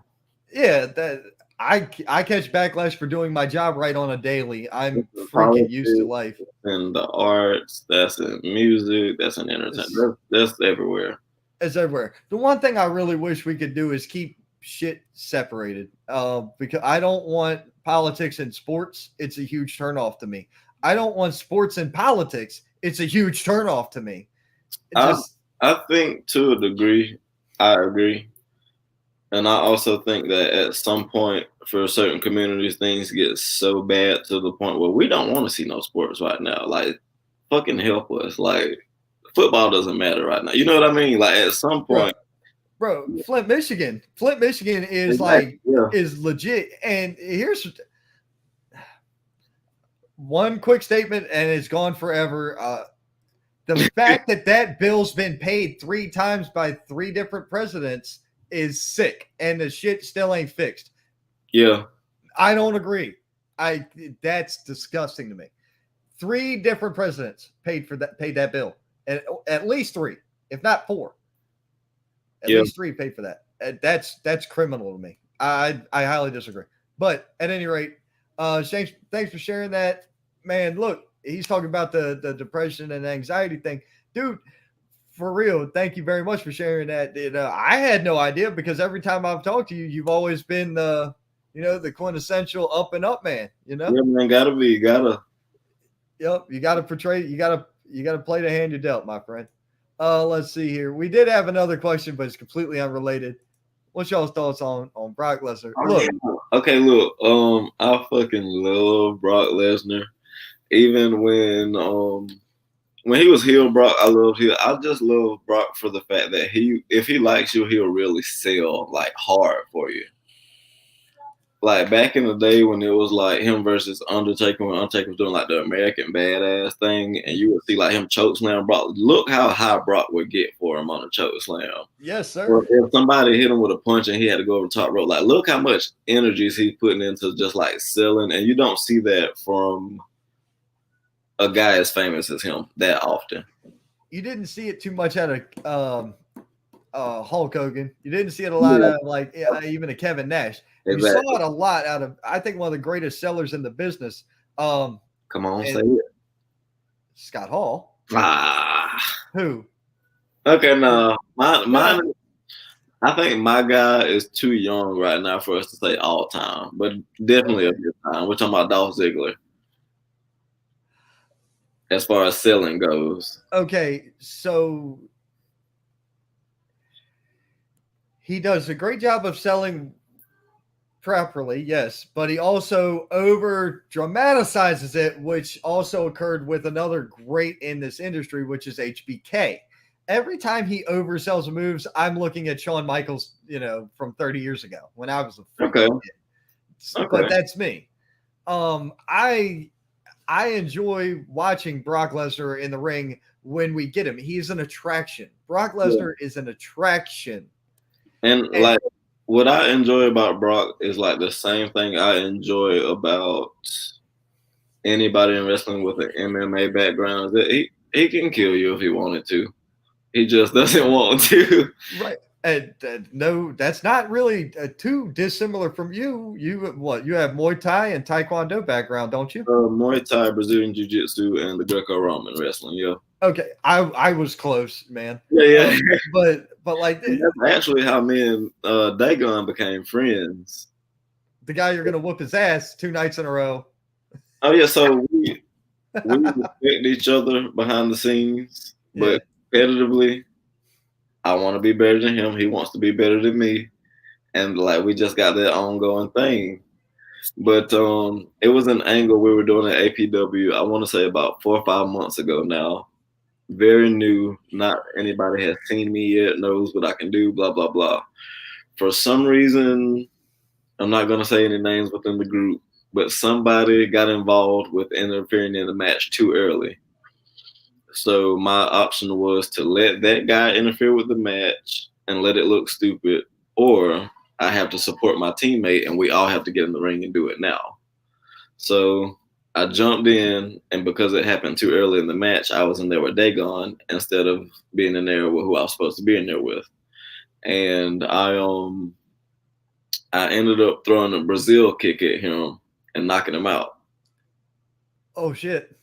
So I'm like on the ground. It looks like I'm just talking shit to him, but I'm slapping him, trying to wake him up. I'm like, bro, get up, get up, get up. Yeah. I like headlock him to the back, just making sure he's okay. And we had words, of course. And I was like, we finally got him to calm down and sit down. I was like, 1, I should have known that you didn't know how to take that move. That's not even a wrestling move, and that was my bad. 2, you 100% need to get me back because that was my fault and I shouldn't have did that. I just wanted to let you know that I'm accountable and like I'm looking forward to you like getting me back at some point. And we have been friends ever since then. So mutual respect, and that's a hell of a thing, man. That is a really hell of a thing. So Chris stated that Ric Flair was the best seller of all time. I'm not saying that he wasn't a great seller. Scott Hall can't hold a candle to him is a whole different ballgame. The reason I say Scott Hall, I want you to look at Scott Hall versus the 1, 2, 3 kid, Sean Waltman, from back in, 92, 93, 94, back in that era. Look at Razor working Shawn, who's a bit bigger than Shawn Michaels, who's a bit bigger than the 1, 2, 3 kid. Look at Hall working Austin, WrestleMania 18, I believe. I know what you're talking about, yeah. I think I was 18. That's one of my favorite. I don't care what anybody says on this planet. That's one of the best stunner bumps to ever occur. And in reality, you can do so much more with that. I wrote the spot. I sent the spot in. If it happens on that show, I'll know it when I see the footage, and I'll just tip my hat and say thank you for doing it. But nobody ever has to give me credit for what I said because this is a show I'm not working it, but I wrote a spot for a show. If it happens, cool. If not, whatever. I wrote it. It's out there. But trust me, I'll know. If I see it, I'll know it's mine. And so. But that's kind of what I'm getting at. He could work any size individual. I got you. Guys like Kevin Nash couldn't do that. Yeah. Guys like Hulk Hogan didn't do that. Andre the Giant didn't do that shit. The Big Show didn't do that shit. Brock Lesnar does it. Brock Lesnar made Finn Balor look like $1,000,000. As he should have, though, yeah. Yeah, and Finn Balor's highly deserving. Brock Lesnar made Daniel Bryan look good. It looked believable. I also thought it was smart that in the Finn match, you remember when Brock hit the table and that was the turning point or whatever? Yeah. I thought it was smart that they worked his stomach because the whole diverticulitis, like it just made so much sense. Yes, because when you put that level of realism and thought and in depth into it, it works. It comes off so much better, and it just works really well. That's like realism is such a big thing to me. I don't after like I get to a promotion and I meet my opponent, we have like this one little bump in the road that kind of determines how the match goes. But after that, it's usually good. After I explain it, I go, yo, I don't take face punches. And that's all everyone does. But yeah, because it's everywhere. Exactly. But if I don't bleed and I don't knock out, that makes you look stupid. Either you're throwing an incredibly weak punch or I'm Superman. And my gimmick is not portraying Superman. So that doesn't do wrestling a service. Right. So now you don't take face punches. Now, forearms. Yeah, so forearms, European uppercuts. Like, I love strikes. Like I love like Muay Thai. I love to do strikes, but I'm not gonna make wrestling look bad. I like it. I love it. That's quintessential professional. That's like professional 101 right there. And then if some guy forgets at some point and he does hit me with a face punch, I'm going down. Like I'm gonna bump, I'm gonna powder out and regroup, but I'm not just gonna eat a face punch and stay standing because I'm not that tall of a guy, and I don't have a lot of mass on a bunch of other guys I face. So if they punch me in the face full force, what should happen? Right. You shouldn't be trading blows with a 6'8", 300-pounder. Exactly. Like that. It makes sense because it works. Dolph Ziggler is severely underrated. I agree to a degree. One of my top favorite WWE matches ever. No one cares about it. It is Dolph Ziggler versus John Morrison at like Hell in a Cell for the Intercontinental Championship. Oh no, I recall that one. That was a good one. The first 3 minutes of that match, they're just wrestling, and nobody in the audience gives a damn. But they are wrestling. Yes, nobody cares about that match. And see, here's the thing: a lot of people don't realize that Dolph Ziggler, Shelton Benjamin, Brock Lesnar, Kurt Angle, Chad Gable, and Otis. There's a handful of others. Jordan, when Jason Jordan was still a thing. Yeah, Jason Jordan's a producer or something now. Yeah. These guys these were all collegiate athletes as well as, or high school or whatever. And Dolph, what was he at Kent State? Yes, I believe so. Still has records that haven't been beaten there. Right. Like, can really tie you up if he wanted to. He will really knock that ass and not think twice about it. 100%. Absolutely. So I agree that Dolph is underrated. Now, my one big issue here is that you need to – timing is everything, and you need to hit while the iron's hot. Realistically, I'll use Big E as an example. a lot of people right now are kind of up in arms about Big E because of his current position in the card being relegated back down into the tag team division. We're in Mania season. Ticket sales are huge requirements. Yeah. I see Big E right back in the title hunt 6 months from now. And I will say Big E has something that a lot of guys don't have in a just ridiculously successful faction that he can fall back into if he's not right now in the title picture. Right. Like I go to like stores in the mall and I see the New Day cereal, New Day t-shirts, not even a wrestling store, just a store, you know. Yeah. Hot Topic, Spencer's. Yeah. Shit like that. Yeah. So I feel like even though he may not be in the position he wants to be in, he still has that to fall back to. And I think he's like really lucky and like hardworking for being able to build something like that. Right. Because a lot of guys like Jinder Mahal, like he was out of the title picture. You don't hear about Jinder Mahal in the main title picture again. Like that's just it. Right. And I mean, and it's like that for a lot of guys. It is. He was an ends to a means. It was marketing and it worked. It's a business. Ladies and gentlemen, it is a business. It's not the same for charity and the same for fun. This is real business, real careers. House payments matter. Kids' foods matter. You know, kids' school matters. You got to pay the bills.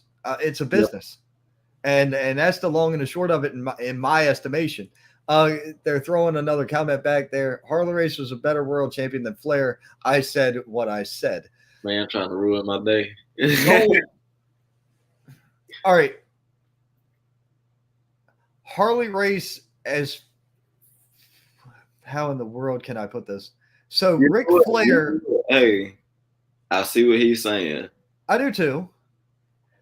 But Ric Flair put asses in seats by traveling and representing that belt. And I think Harley was doing that before Flair was. I'm not 100% sure because it's before my time. And I wasn't the biggest South guy, even as a kid. I watched more WWF at DC than I did WCW because of back then. It wasn't available locally on like Fox 5 or whatever. You know, Superstars was on. You know, UPN 20 or, you know, there's a throwback for you. It's now called the CW. Back in the day, it was called UPN. Okay. And you hear, I think you hear Chris Rock make a joke about that. Yeah. Right. And people not everybody get it, but like I get it because I remember because I'm old, so or older. But see, going back to somebody asked about, or Brad Keeling asked about Brock. He goes, "Don't you feel like he's being pushed too much? He's overrated." No, I don't, because he's selling tickets. He's doing what they need to be done. The reality is, after Mania, after WrestleMania, with whichever direction they go, please, Jesus Christ, unify the titles and go back to one main world title so we get better Intercontinental and United States champions on the Legends of Wrestling. I pray, Jesus. Oh, I hope that's what they do, because I want to see the Intercontinental title mean something again. I want to see the U.S. title mean something again. If they need more belts, bring back the Cruiserweight and make the light heavyweight on a different show. It's chess, not checkers. It's not rocket science. You can pull belts out of retirement all the live long day. Who cares? I really think that's the direction they should go with it, but that's me. I think the only other way I'm okay with Brock being pushed again is with the character change as well, though. So what do you mean? So like he's kind of like baby Brock now, and we don't see baby Brock a whole bunch. It's new. It's funny. That's what I'm saying. I like it, and that I feel like that's him with the character change is the only way I'm okay with. Dang, another Brock Lesnar on. Right. But I'm also okay with it because if he is there, who's going to beat him? It's got to make sense. Yeah, it makes sense. It's got to make sense. Let's see here. Man, we've had comments rolling in. Thank you, Brino. All right, so I wish they'd work with Dominic Mysterio more. He does great work. I like Dominic. I saw. Did you see his match with The Miz on Raw? I did. He, like, tripped himself or whatever. Yeah. He did. Oh, I did. I did. That is the first time I have ever liked anything The Miz has done. Really? Ever. And I can't go that far. I can't go that far. Like, I've never liked The Miz, man. I'm not a fan either. Don't get me wrong, but I want to say he was in an IC ladder match at one point, and I thought he did really well in that. His IC title runs, not all of them were the drizzling shits. Some of them were okay. And it's like I don't like Miz in the ring, but like as champion and on the microphone, like he's the man. But I hate people who just got that much like mouth and attitude and can't wrestle. That makes me sick. I don't like him as a champion because he's not, to me, yet again, believability. Yeah. Could the Miz whoop my ass? Yeah, I'm 160 pounds and 5'8". Of course. And I'm also severely out of shape. Of course he could wreck me. Don't be calling our hideout like that online. I don't know what we're talking about. We get there in a minute. No, you said 5'8". I said don't be calling out our height like that online. Oh, well, I'm all right. I think I'm 5'6" now. I'm actually 5'9", guys. That was a joke. Okay, you're 5'9". I think I'm 5'6" now. I might have been wearing some good boots when my measurements were last taken. You know, we'll go with that. I don't. I used to wear logging boots. These things got 2.5 inches of heel. Okay, yeah. Because of ladders and stuff. But at any rate,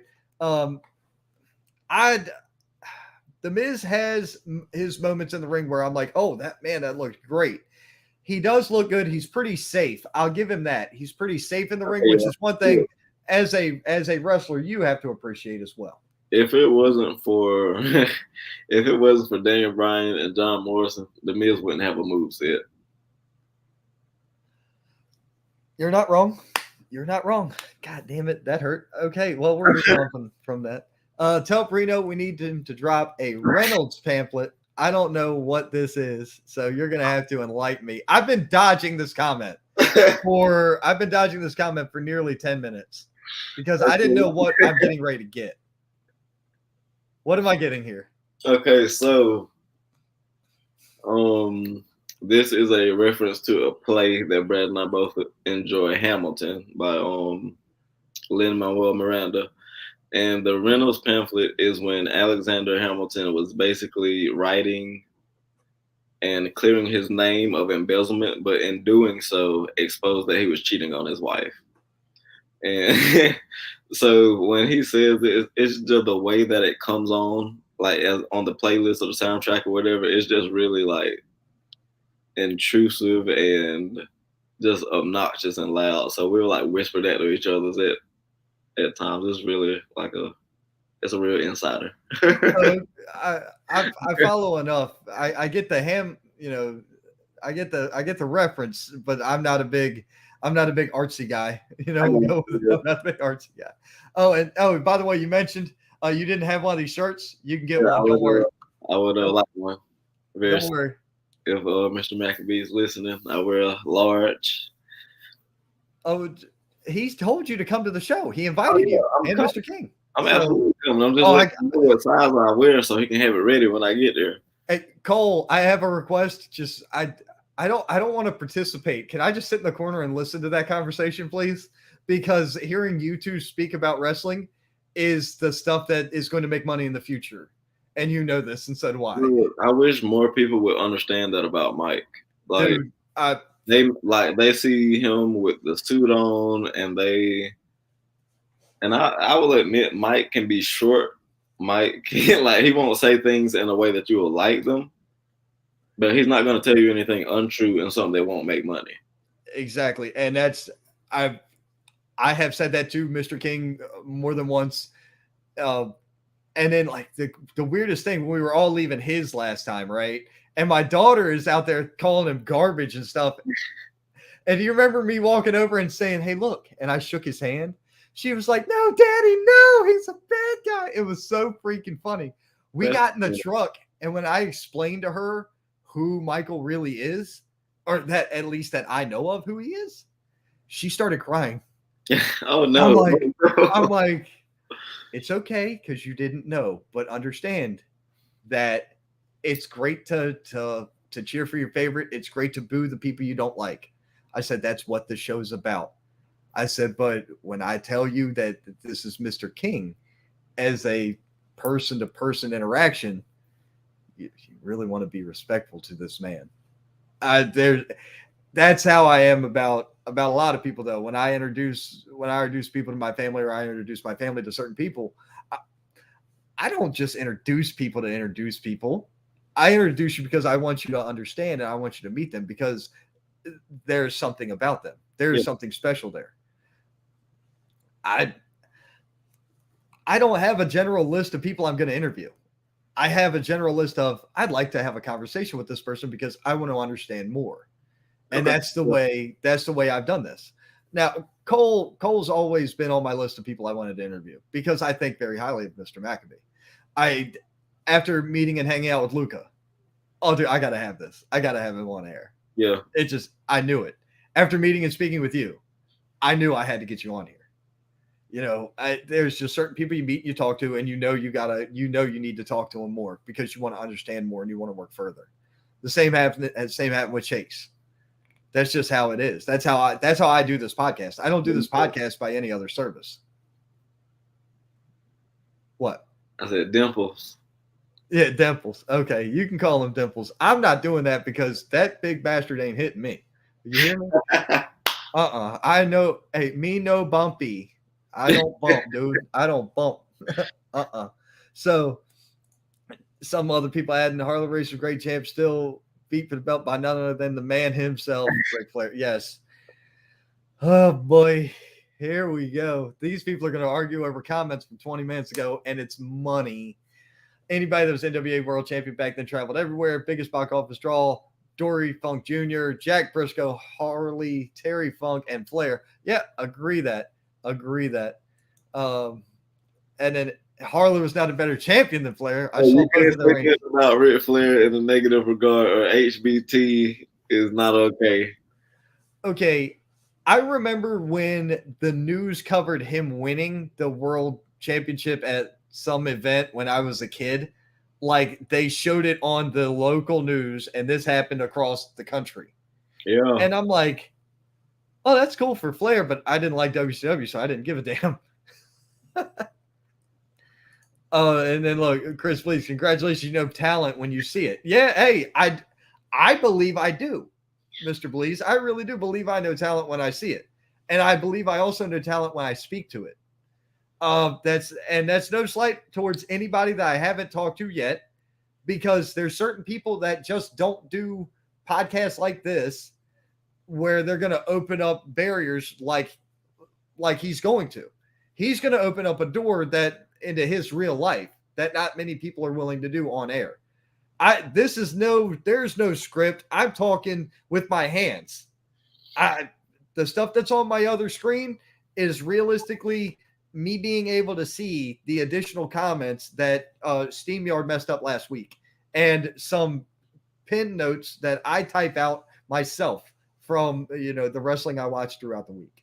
There is no script when it comes to my show. Brino, did I give you any information to go over? I don't know.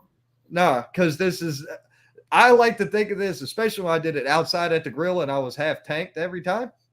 I like to think of this as a cheap version of this is the Dollar General version of the Broken Skull sessions. We're just going to be half hammered and talk shit wrestling. And that's what we're going to do. Man, and it worked out. I'm trying to find a podcaster who I don't quite agree with, and we're just always at each other, because I want like that Muhammad Ali, Howard Cosell relationship with somebody.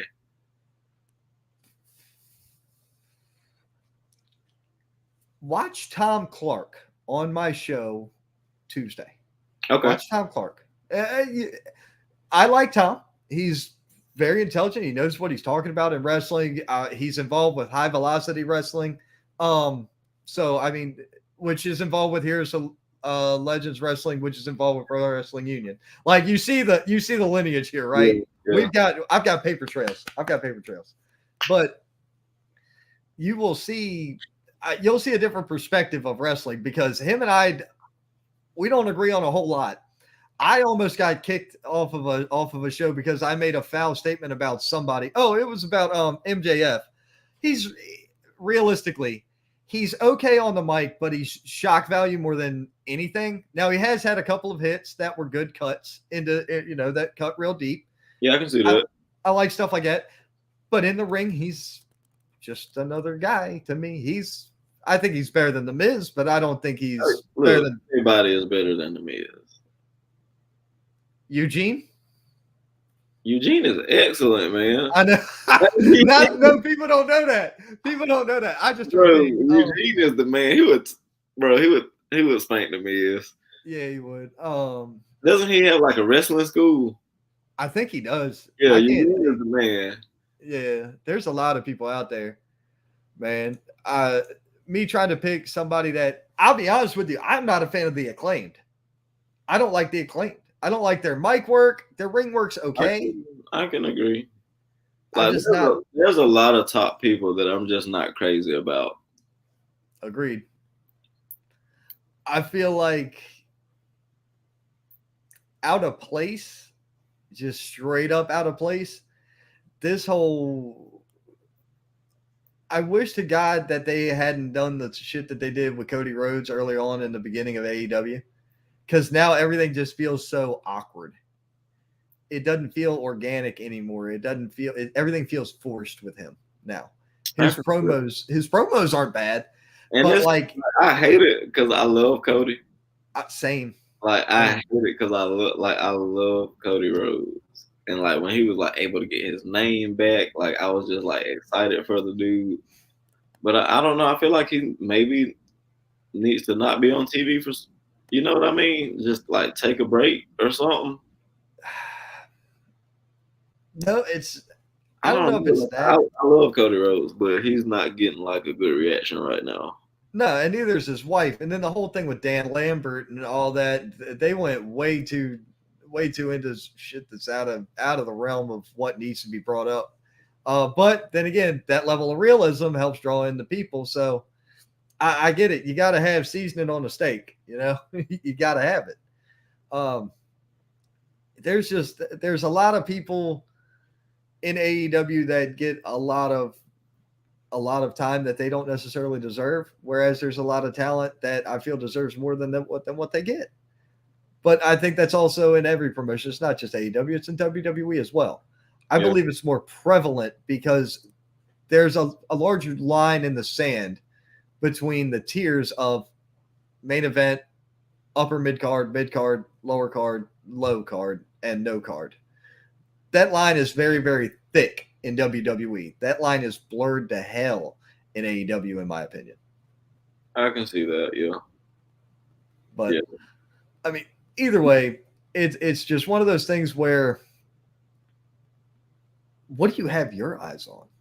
What do you feel like is your direction that you're wanting to go?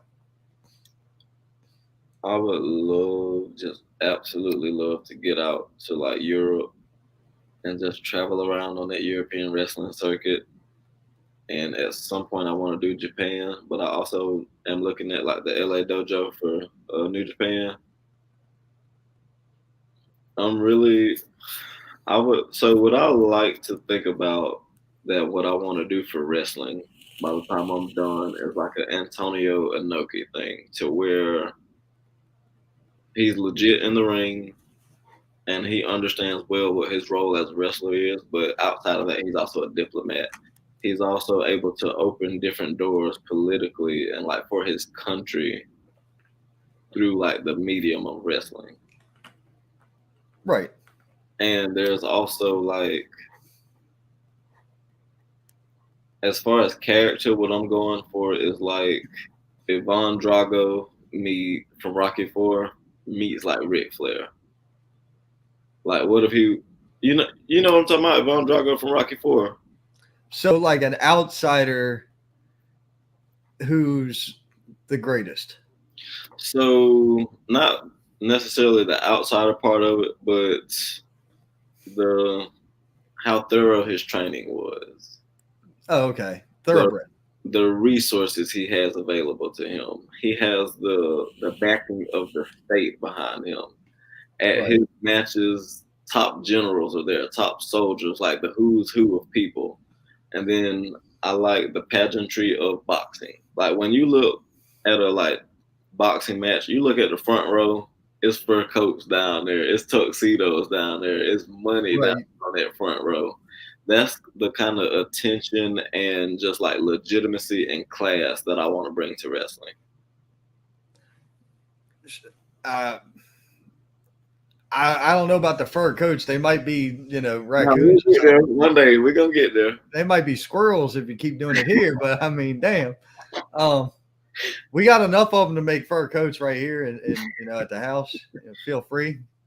If you need a gun, just come ask. I got plenty. You're good. Bring your own ammo, though, kid. Bring your own ammo. You ain't wasting all my shit right now, man. Man, you ain't lying. Everything's expensive right now. I filled up my truck last night. $82 to fill up my pickup. That's ridiculous. And that's my daily driver, dude. That's and ridiculous. that ain't and it ain't diesel. It's gas. Nah. No, yeah, it sucks. Bet you wish you was a pony right now. Huh? I said, bet you wish you was a pony right now. No, I bet I wish I was driving something smaller. That's crazy, man. But it is what it is. Everything, dude, everything takes money, man. It all takes money to function and operate. And that's why I understand the way some of these independent shows work. I understand, doesn't mean I like it. There's a big difference. I understand you got to come up, you got to pay your dues, and you got to work, right? Yeah. Fair enough. I don't agree with the level of taking care of that I see in a lot of these guys. That's just me. But I do get to see when I work with great companies, I do get to see people being more taken care of and people being more attentive to their talent. I like that. For all the people that give a particular individual a lot of shame or crap about it, I really do think my buddy Ock has his, he does have his ideas best to make people look pretty good. A lot of people give the man some flack for it, but overall, I think Ock does a pretty good job. I like Ock for what it's worth. I don't know what he thinks of me, but yeah, I think pretty well of the man. Nice guy, and he seems to want to succeed. That's the other thing you don't see a lot of in today's. I call it today's generation. You don't see the desire out there anymore, like you did the power hungry people or the people who wanted to survive. Even pre my age, or older than I am, so to say. You don't see people want to do like you're doing. You don't see people want to do like Luca and do you know who Ryan Manis is? Yeah. Did you see the amount of weight that man has dropped in the last 18 months? I saw him. He and Laz used to come through the gym I trained at sometimes, and we were sometimes a 2-month stint, and then I wouldn't see him for a long time, and then a couple weeks stint I wouldn't see him for a long time, but that was always where I worked out. And sometimes Laz and Mantis would come, so I knew them. I worked out with them before. And then I seen Mantis, I want to say back in November of last year. At the his show. Yeah, and I didn't even recognize him. Oh, wow. I was like, I know the face. I'm like, Mantis? He's like, yeah, man, it's me. I'm like, brother, how you doing this? He lost a lot of weight. He's trying. Yeah. That's dedication. What you're doing with your meal plan and everything else, and you're trying to keep your mental game on point, that's dedication. You see it out of Luca. You see it out of Chase. You see it out of a lot of guys. There's a couple of guys I'm like, please turn it up just a notch. Just give it a little bit more, and you're going to be unstoppable. One of my favorite peoples, man, that I love to work with because it's done on intent. Is Jackson Sane. I love the way he works. It's done on intent that he does the things he does in the ring, and he carries himself and presents himself the way he presents himself. I saw him work once, and I want to say it may have been against Dagon at the last his show. No, he worked Jet Morris at the last his show. Okay. No. Eagle worked Jet at the last his show because he snuck a fork in the Oh shit, you're right. Was it? It wasn't Dagon. It had to be. No, because Oh, I think it was Mantis and Jax who were. It was Mantis and Jax worked each other, wasn't it? Okay. No, It was. I'm thinking of the one in October. I'm thinking of the one in October where it was Jax and Jet. Okay. And Jet made him tap. Oh, I did. Which I was just like, yeah, that was where I think I first met you that night. But either way, I think, yeah, me and Jet did the fair in October, and that was really like the first regular shows I started to do. okay. Yeah. I wanted to make those. They just did not line up with my schedule. With No, enough they lead didn't time. line up with mine either. I mean, I got a little bit more strict attendance policy in my regular day-to-day life. Responsibilities and shit. It sucks, but it is what it is. But man, I like the way Jax presents himself, portrays himself, and carries himself. And when you're in the locker room, that's one person. But the moment he approaches Gorilla, Yeah. he ain't there no more. He's not there anymore. You can knock. He ain't home. I'm telling you what I'm talking about. I see it. I see it in his face when I look at him. He's gone. I would love to get to see him work some more. It's fun. It's fun. But it's what drives me nuts with him is very similar to you guys.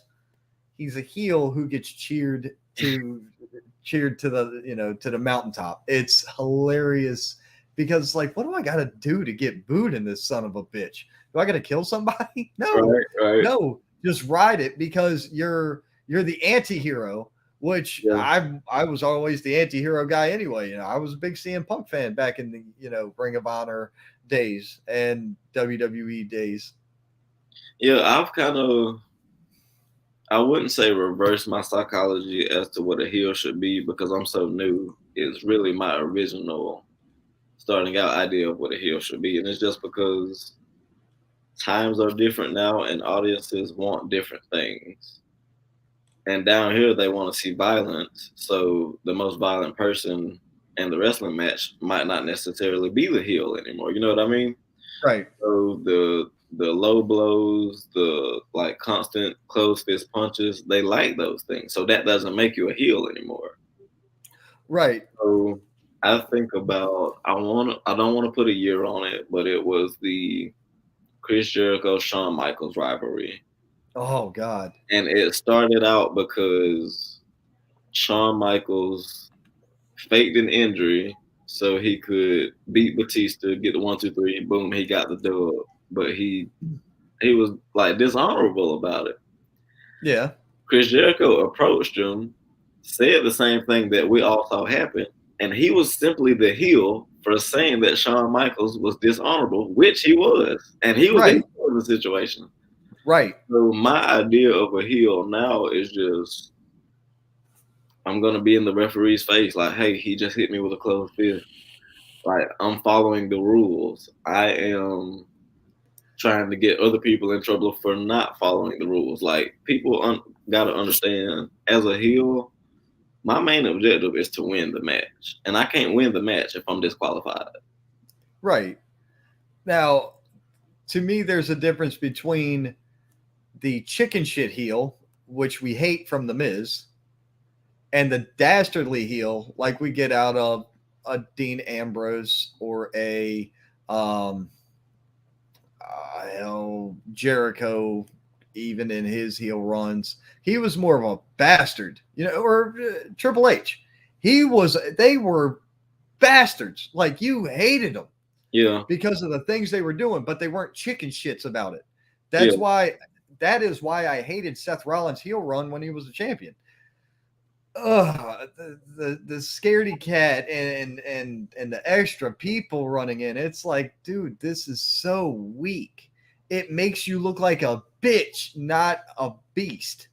And I don't like that sort of. I don't like that. Not when we know Seth Rollins can wrestle. Yeah, and I get that, and that's why I kind of have a beef with just like the way people do wrestling in America anyway. Because I feel like we shouldn't, just like you said, like, do I gotta kill them? Like, I hate how much we have to do over here.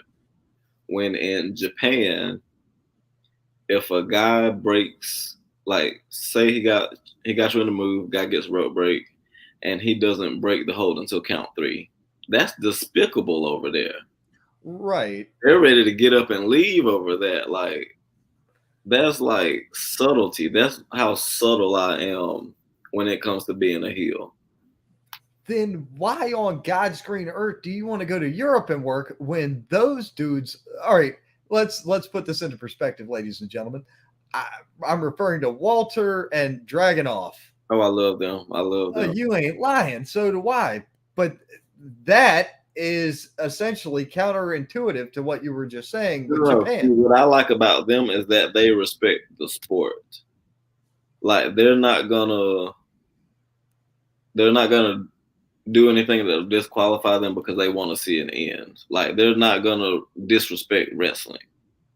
But they were doing the rope breaks at 4 and stuff in those matches. See, they have a whole different, like, what I like about like United Kingdom wrestling is that you can talk about wrestling and it not be silly just because of how hard they go and how much they respect wrestling over there. Oh, I agree. But like, here, we can't go to work and just talk about professional wrestling. Like, what's gonna happen? Somebody gonna make fun of you. Exactly. But over here, they are taboo. about it. Right. I love that about Europe as well. That's why, like I said, I got a guy from across the pond coming on to my show on Tuesday night, rather. We had a comment. Jesse T. Davis said, Brino. Yes, sir. What a man. Who is that? That is, I went to school with him. That's one of my best friends. Oh, that's cool. Yeah, I think he has a podcast too. He's a gamer. Oh, nice. I used to. I'll putz around on the Switch every now and then. I'll play something on the PC on occasion, but realistically, how many podcasts can you do? And you got a full-time job and wife and 2 kids. I don't have time for all that crazy shit anymore. So I used to have a scheduled gaming time. Really? Where I had to be online really from. Smart. No, it was a requirement for me to be there from 9 to midnight, 2 nights a week, plus make an appearance on the weekends, plus make an appearance on Monday night. Oh, that's demanding. It was at minimum 10 hours a week. I ran out of time doing it. I had to give up, a game I had been playing for 10 years because of real life. And that's fine because I'm having a lot of fun doing this. Like, a lot of people are like, dude, you've been talking for 3 hours. I feel like I've been talking for a half. And I could probably still keep going after this. Yeah. I'm not gonna throw out a real results show for Monday Night Raw. I'm not gonna break down each individual match. No, I'm not doing that. I'm gonna give you the hits, what I thought were the hits, what I thought was the misses, and I'm gonna roll on. Because I've been smelling dinner that my wife cooked since 4:00. So I could smell it coming into my office. Like, yeah, I want to go eat soon. What y'all got, man? I think she did some sort of baked chicken, a little bit of olive oil and some seasonings. Go ahead and shoot me the address. He's about to do it. He's about to. Don't tempt me, mother. I would. Nah, I'm gonna have to do that where like we do have people come over for dinner because my kids are always like, they got to meet Laz and Mantis a couple years back when we did the podcast outside. That freaking interview lasted over 2 hours, got over 2,000 views. We were outside drinking and smoking and bullshitting outside my house. and it got 2,000 views. Like, what? But she was like, so she's a huge Lazarus fan. My daughter is. And so like they just want to see all that stuff. Oh, and Chris chimed in. Brino, you eating with me tonight, son? Oh, man. Like I said, I'm gonna have to do something.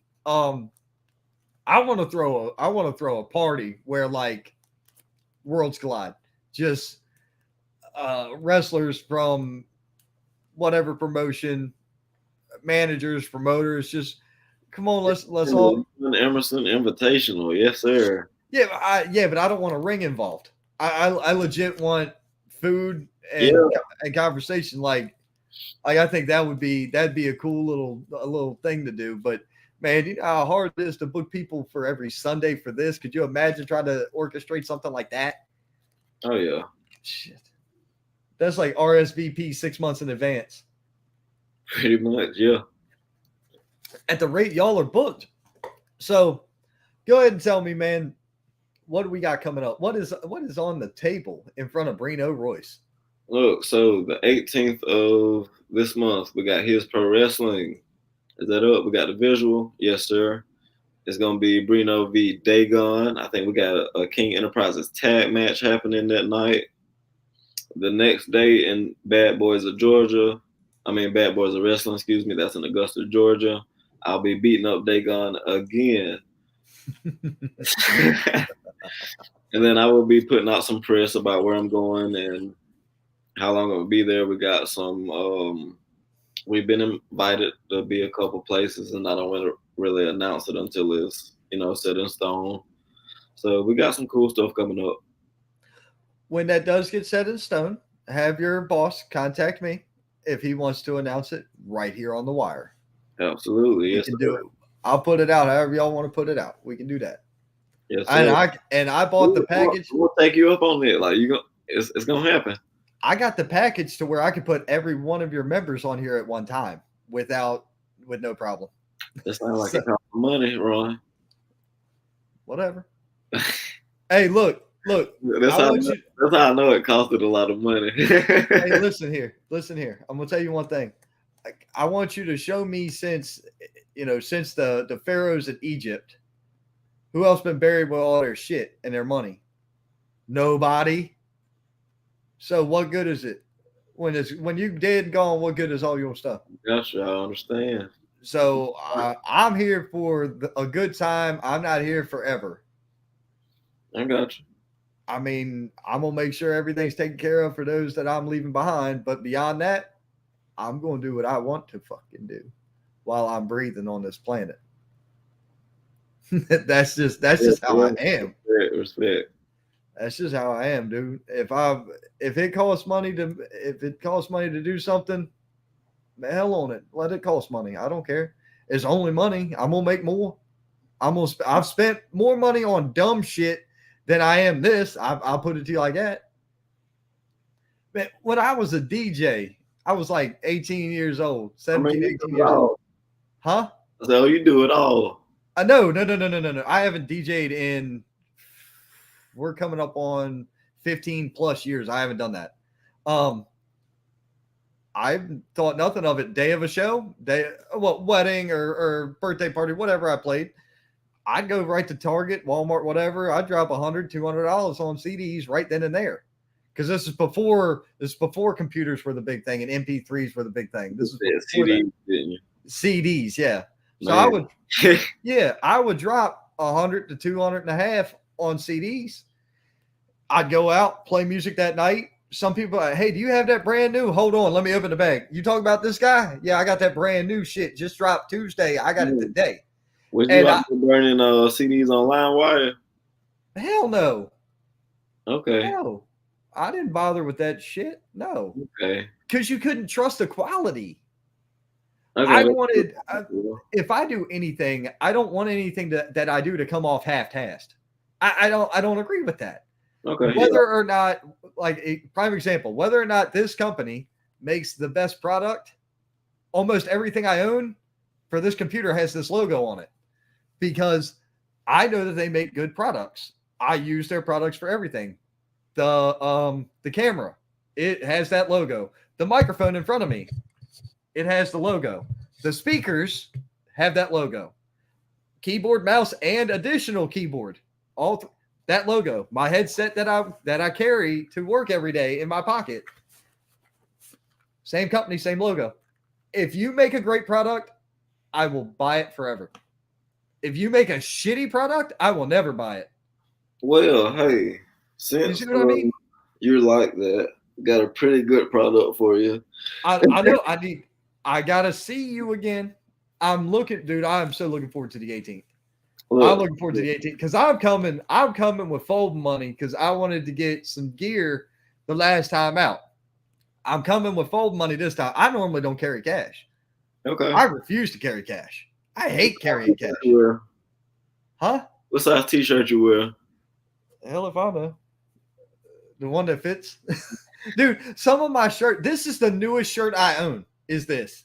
I got this in November. Oh, wow. This is Okay. the newest shirt I own. It's time to get you some new t-shirts, Ron. I still wear a CM Punk shirt that I bought New Year's when Vicky Guerrero got fired by Stephanie and thrown in the mud pit or whatever. A long time ago. Yes, I still wear that CM Punk shirt.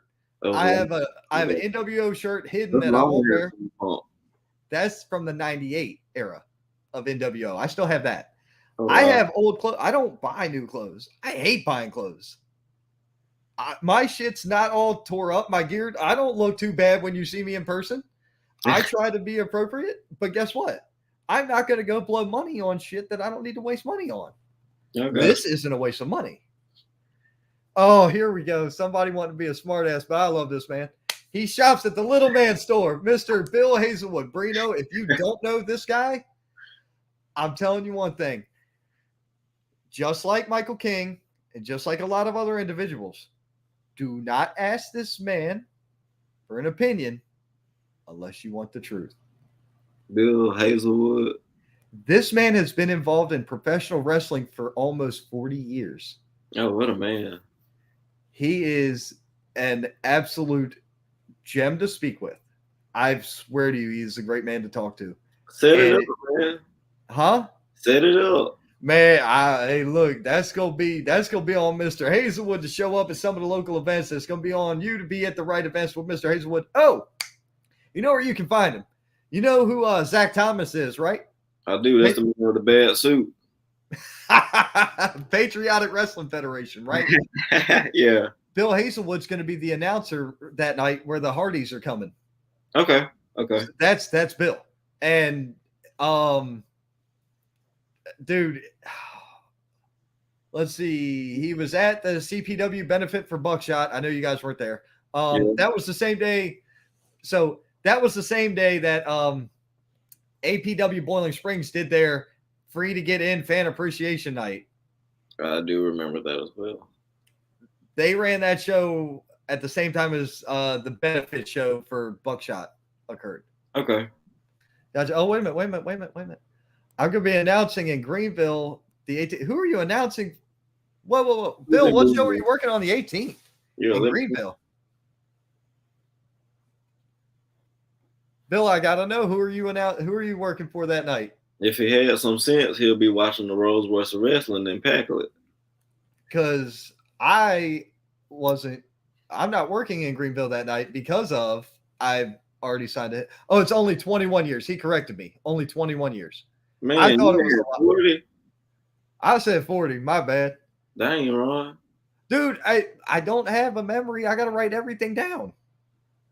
Jesus. How many times I got to tell y'all people, man? He said, Brino. Oh, that's my boy, Scott Larson. Yes, sir. Yeah, man. Oh, I caught y'all's interview the other night. And Scott had messaged me. He's like, hey, come on in. Ask Brino some questions. I'm like, nah, man. I was still putting the kids to bed. Number one. You should have came in, man. Dude, I was putting the kids to bed. So, and I didn't want to jump into it when I knew you and I were going to be talking today. I got like, I think real highly of Scott. Same. I think real highly of you and Michael King. To me, that was your time with him and his time with you. And that time is valuable. I got you. Because his audience and my audience are two different audiences. I hope that all in some form, fashion, or whatever, they all become one great big conglomerate audience. Yeah. I hope that's the direction it goes. However, I didn't want to take anything away from him interviewing you. You know what I mean? Like that's not my spot. Oh shit, he's working the CMW Evolution show February the 18th. Wow. Very cool. That's a huge grab for CMW Evolution. That's the show that I couldn't work. Yeah. So hell yeah, that's huge for CMW to have Bill Hazelwood there. 21 years.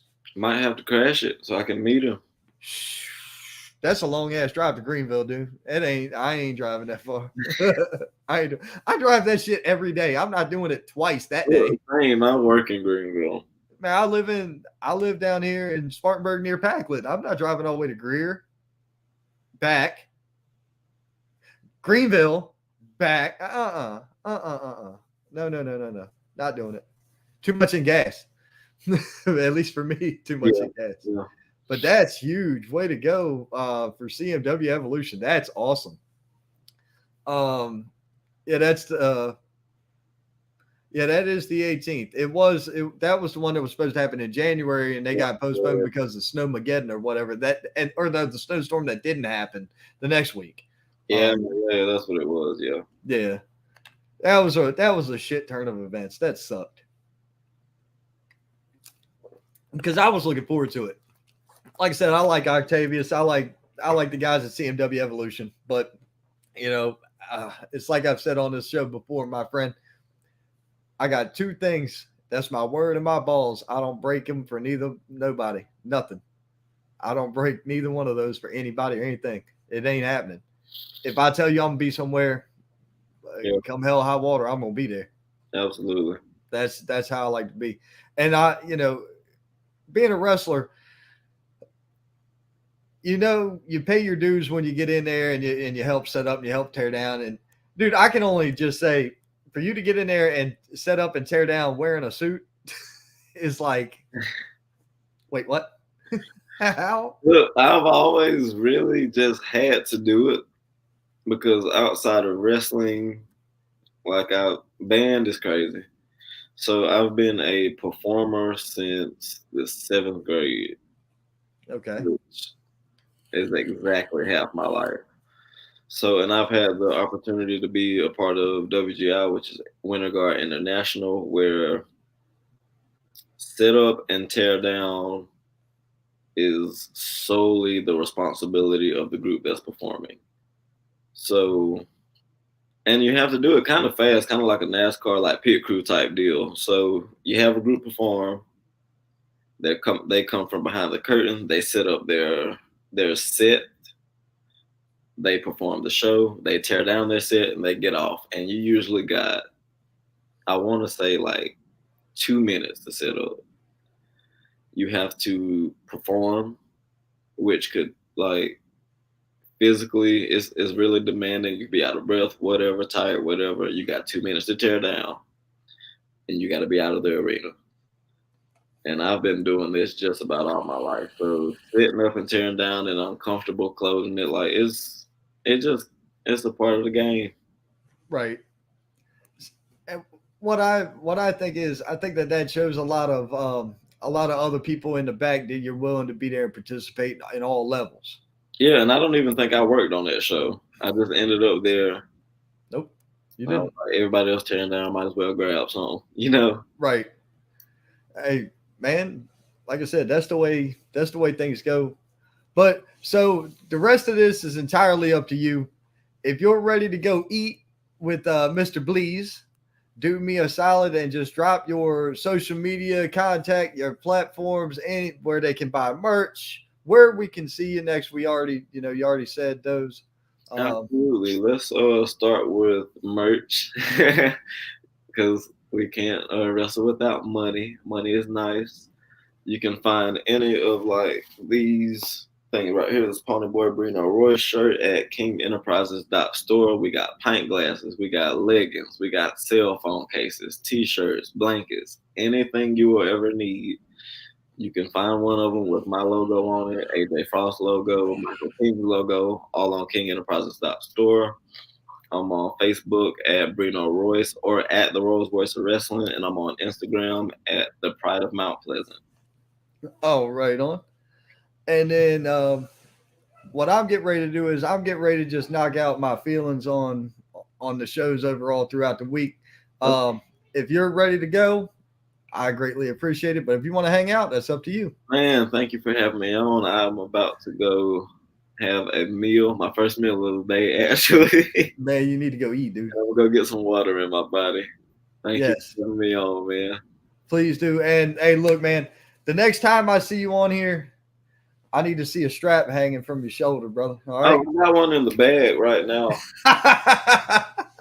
Like I was debating. I was like, when I come on the show, do I need to have them up in the background? Do I need to be wearing one? Like, man, look. I mean, so I didn't know whether you carried them or if Mr. King carried them. I didn't know how that. we carry them.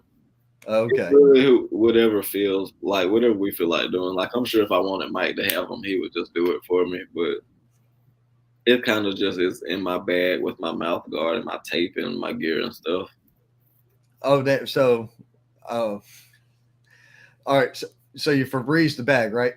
Absolutely. So the belt don't reach. No, Absolutely. No, we do though. We do.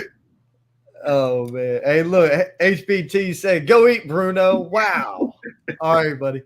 Man, look, once again, thank you very much for coming on. I really appreciated it. Great show. I can't wait to see you coming up at his on the 18th. Absolutely, yes, sir. In Packlet. I'm looking forward to it. So, Brino Royce, once again, thank you very much, my friend. Man, thank you for having me. It's been fun. All right. We'll catch you next time. We'll get on. It'll have to be after I don't hit that deadlift German on somebody. Oh, man. Hey, and we're going to talk about that other one. Yes, sir. We're going to talk about that other one. Actually, we'll talk about it there. I don't think you're going to be able to pull it there because of – oh, dang on. What is it? What is it? You really want me to give that away for free on air? You know what? Hit me on Messenger. Hit me on Messenger. I was about to say, well, no, I have your cell phone. I can just call you direct. You're right. Give me a call. But we spoke a little bit about it the last time we were on the phone. But just minor tweaks. We'll talk about it backstage at the show. Fair enough. Oh, yo. Yes. So I'm doing that, but I'm doing a pump handle into it. Okay. Yeah. Okay. Yeah. All right. A pump handle into the release at the end of it, or a pump handle to get you into here? Yeah, into and walk on. Yeah. Yes. Yeah. Okay, I like the addition. So I'm setting up. So I mainly work the arm. So I'm coming out of like an arm wringer, arm over the shoulder, just so I can keep that arm pain activated. Then we pump handle up into it. Okay, pump handle up, walk knee, knee yep. all the way. God, I can't wait. Oh, I can't wait to see that or the deadlift German. Yeah, I'm gonna have to hit the deadlift German first, just because that's the first one we talked about. But yeah, man. If you hit both of those in the same match, I mean, you know I'm not gonna be no good, right? You know I'm not gonna be no good. Y'all gonna take it out of me just doing the stuff I see. Oh man. Now I gotta make sure Cole gets that script. I really gotta make sure I send that script I wrote to Mr. McAbee now.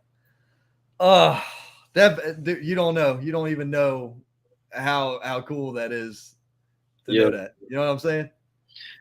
It's cool to have people like recommend things that aren't absolute nonsense.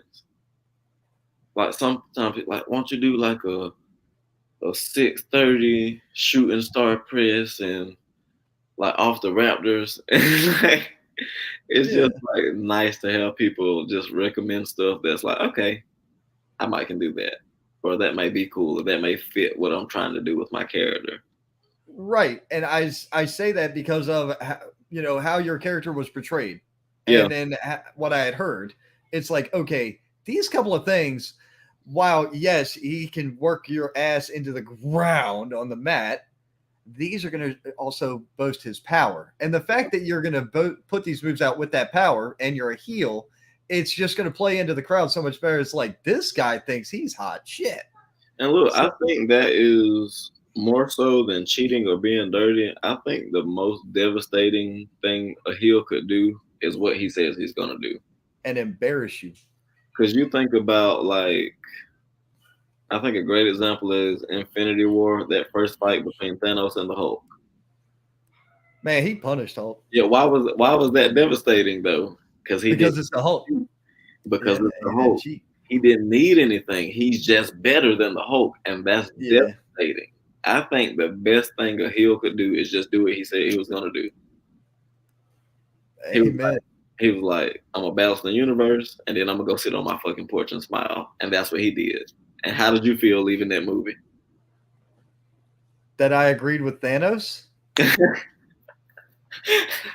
I don't ask me because I believe in that. You were like, man, like he did it, and he wasn't playing like that. I bet you that theater was either in tears or they were silent by the end of that movie. The life was sucked out of them. Yeah, but dude, at Endgames killed me because I Love You 3000 was like the shit. That was like the greatest line ever. I loved it. Dude, so I was so upset with the movie Endgame that I just disregarded the end of it as stupid. I was like, this is stupid. They should have never killed Tony Stark. It should have been kept, blah, blah, blah. No emotion. I got home, and about 3 hours later, I just bawled. Because you realized the sacrifice play. Bruh, Tony was never the guy to make the sacrifice play per cap. Bruh, I was done in distress. You know, it hit all the right notes. I mean, it was just a great movie. Yeah. But anyways, brother, I'm gonna let you go eat. Yes, sir. Go eat. Thanks for having me. Yes. You take care, pal. I'll see you. All right, guys. Holy crap. 3 hours, 45 minutes. Fucking, I am the Iron Man of podcasting then. I can just keep going. I've got a gas tank that doesn't end. And if you give me something to talk about, by God, I can keep talking. So, man, we're going to just do real quick hits for Monday Night Raw. It was great that they decided to keep the storyline going from the Rumble. It's great how they're moving things forward and they keep progressing into this.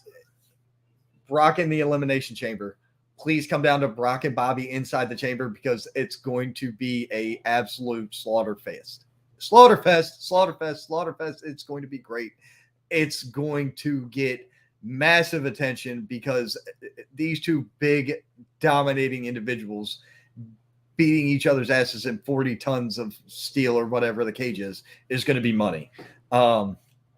Thank you, Eric Bischoff, for that and for your remarks on 83 Weeks with Eric Bischoff and Conrad Thompson, because you completely shit on Dave Meltzer, and I applaud and retweeted and thank God that you did it. Bless you, sir. Bless you. Rhea Ripley defeated Nikki ASH. Okay. It wasn't a bad match, but anybody could have seen that one coming. The Miz defeating Dominic, Brino and I mentioned that briefly. It wasn't a bad match, but it was really the first time you saw, the mistakes get made like that. And that shows a lot about character and composure when you can regain and step back up from a mistake. That is professionalism at its finest. Austin Theory defeated KO. I was surprised. I'm not surprised because they're pushing him like mad. However, I was surprised because it's Kevin Owens. And I would have rather seen Kevin Owens in that match because I really like Kevin Owens' work. I think he's a phenomenal wrestler. And I really believe that the world is not done with him, and neither is the WWE. Angelo Dawkins defeated Dolph Ziggler. Great showing for both of them, man. I personally think really highly of Angelo Dawkins. He's a very athletic individual. So me being able to enjoy seeing his athletic ability versus the straight up technical mat domination that Dolph Ziggler possesses is just unworldly. I'm all about it. Riddle defeating Otis. That was kind of a weird ending. I had to rewatch it 2 or 3 times just to make sure, like, okay, what exactly? How did that go down? Okay. But it was still cool that Otis lost clean to Riddle when it looked like Otis dominated the entire match. Bianca Belair defeated the women's tag champ, Carmella. Big deal. I get it, but why? Is Bianca going to be in a tag team with somebody? No, then why are we doing this? Like, there has to be a method to the madness. There has to be a reason. There has to be a point. If we don't see something coming to fruition out of it, why are we bothering with it? AJ Styles defeated Rey Mysterio in a qualifier. We saw that one coming a mile away, but it worked out because AJ belongs in the main event class, and him being in the title picture, even if it's in the chamber in a multi-man match, fits, works, and sells. It's a good call. Ronda, Lita, and Becky's whole fiasco at the end. I'm not sure how I feel about it from a fan's perspective, but as a perspective of being behind the curtain, this equals money because no matter what, Ronda's a draw. You can hate her all you want, but people are going to pay to see her lose in WWE the same way they paid to beg for her to lose in the UFC. I never did. I always was a fan. Arrogant, cocky, cool. That's my type of person. Let's go. Let's see here. So that was it for Monday Night Raw. Now, after Monday Night Raw, they had a quick segment where Lita did something to Becky, and then Becky ended up facing Bianca in a dark match, and Bianca won in like 12 seconds. That's cool, but it doesn't give you the televised payback that one deserves. But they saw it happen, and they saw it got a good reaction. That could mean good things for them going down the road. Moving on, we're going to talk about NXT 2.0 real quick. Imperium defeated Diamond Mine 6-man tag match. I completely missed NXT. Raquel Gonzalez defeated Cora Jade. Yeah, I just completely missed this night, man. And there was so much going on, and there's been so much going on. I really got nothing for NXT 2.0. I kind of wish I had watched the show this week because I heard good things, but at the same time, I just didn't have it to watch it. There wasn't enough to draw me in, and I'm kind of taken back. I wish I had gone back and watched the damn thing. But Wendy Chu defeated Amari Miller. Joe Gacy defeated LA Knight. Saray defeated Kayla Inlay. Raquel Gonzalez and Cora Jade. I already said that one. Andrew Chase. I did catch this one. I did catch Andrew Chase versus Anthony Draco, Draco Anthony, and that was a really good match. I was really surprised. And I caught the main event of Braun Breaker and Tommaso versus Legado del Fantasma, where they won that match. Yet again, another good match. I like the fact that they're showing camaraderie between Tommaso and Braun. I just don't want to see a rematch for the title. Tommaso, please go to the main roster. I understand you're probably not going to be in the main event title picture. I get it. However, I do think there's a lot of untold stories there on the main roster that we as fans could really enjoy. So there's that. Then Kaylee Ray strong-armed Mandy Rose into the NXT Women's Championship match. That was a good segment with the cake and the baseball bat. Everything was funny. It just hit. It worked. It was fine. AEW Dynamite. I caught AEW Dynamite this week because it was a huge show with Punk versus MJF, which took half the night.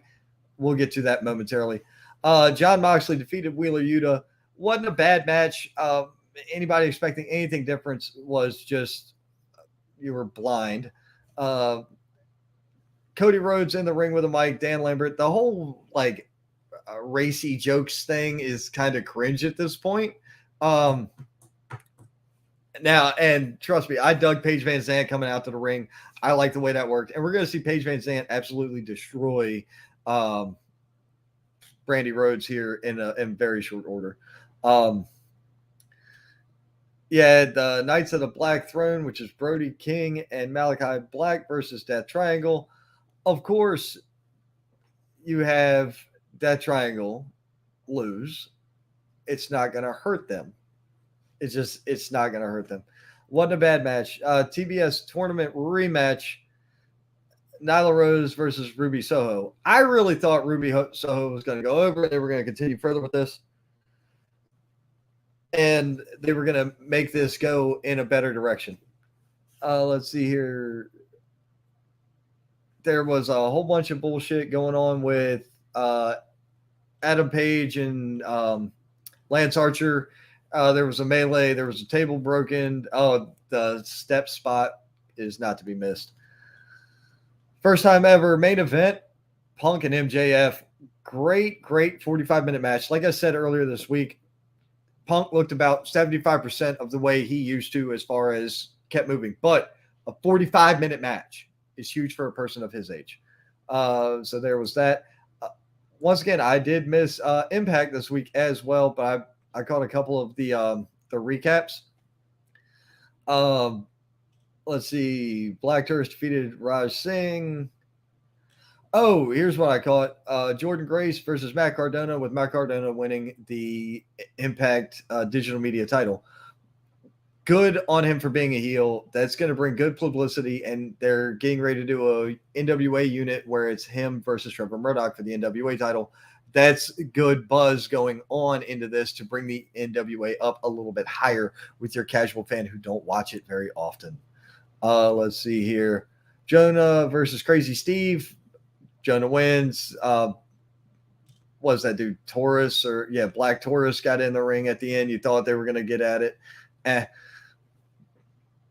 Not a bad match, but the Impact is really hit or miss for me. It really is. I don't mind the thing, but it's one of those things where it's either a good show or it's a show. There's no middle ground with them. It's either a hit or a miss. It's kind of disturbing. Josh Alexander versus Vincent, and it turned into the 6-man with Josh Alexander, Rich Swann, Chris Sabin, Rhino defeating Vincent with Honor No More. Good stuff there on Impact. John Skyler versus Bhupinder Gajir, and Bhupinder defeated John Skyler. That made absolutely 100% 0 sense to me personally. I did not get it. John Skyler is like way uber talented, and I have no idea who Bhupinder is. So Masha Slamovich defeated Casey Lennox. Just really, these squash matches are getting old. She's not Brock or Goldberg. And let's not bill her that way. She's not that big and she's not that imposing. Bullet Club defeated Mike Bailey, Jake Something, and Ace Austin, and Madman Fulton. And that was your main event for Impact. On to SmackDown real fast. Oh, well, hey, look, and that's it for Impact. And now we're at SmackDown. Heyman killer promo with Reigns. Then we go Ricochet defeating Ridge Holland. That was unexpected. That was truly shocking. Then they did the mixed tag match thing, and it's just, why did we go that direction with this? Let's see. We're looking at Jimmy Uso defeated Eric from the Viking Experience, or the War Raiders. Whatever their name is now. Yeah, them. Viking Raiders, cool. Huge win, defeated Eric with a splash off the top rope. Dude, we knew it was coming because they're going to build towards their tag title match. It makes sense. It works. Aaliyah defeated Natalya by countout this time. Okay, this is starting to get a little bit old. Drew McIntyre returned. Claymore Kip, Madcap Moss. Good. Madcap Moss has, unless they're going to do a payoff where Madcap Moss goes against AJ Styles because Madcap eliminated AJ at the Royal Rumble. If they go that direction with it, I'm okay. If it's a dead end and dead air, what was the point of doing it in the first place? These are very important things. That it's the little nuances that I pick up on that I wish the companies that are broadcasting this shit would pick up on too. Shinsuke defeated Jinder Mahal. Duh. What sense would it make to have Jinder defeat Shinsuke? Big E and Kofi defeated Los Lotharios. Solid match for them. Ronda Rousey to challenge Charlotte Flair at Mania. Hell yeah, I'm more into that than I would be her and Becky, even though I'm not done with that either. I really hope they're doing unification. We need one women's world champion yet again at this point in time in my life. That's what I feel like. We got moving on right into AEW Rampage, and this is it for the show. We're trying to close this out. I don't know if I can knock it out in a minute and 10 seconds, but we will try. Adam Cole versus Dark Order's Evil Uno. Adam Cole wins, and he keeps talking about how He did all these wonderful things, and he's been beating everybody, and he's still undefeated because that match was non-sanctioned. TNT champion Sammy Guevara versus Private Party Isaiah Cassidy. Solid match for both of these guys. It was a good match, and I dug the fact that they're keeping going with Guevara winning. Looks good. I'm not going to cover any of the backstage shit because there's just no point. Thunder Rosa and Mercedes Martinez. Good piece of business here with a disqualification finish. It's really hard when you have two powerhouse women who are both beloved worldwide to put one over the other with a pin or submission. Now, if you make it mean something further down the line in the rivalry, yes, that works. The DQ makes perfect sense. If they're not going to get their hands on each other again in 3 months, then this was pissing in the wind to me. Main event time. Here we go. The FTW Championship match. Absolute Ricky Starks versus Jay Lethal. Good match. I really thought I don't expect anybody to lose the FTW title from Team Taz. It would make no sense for it to happen. However, I've thoroughly enjoyed this match. Yet again, another good one. Ladies and gentlemen, that has been our freaking show. We crossed 4 hours tonight with the Wrestling Wire. Thank you very much to my special guest, Mr. Cole McAbee, and my second special guest tonight, Mr. Brino Royce, Pony Boy, the Rolls Royce of professional wrestling. Folks, it's been real. It's been fun. Hell, it's been real fun. Check out these ads on the way out the door. I'm out of here. Thus proclaimed, the Saint.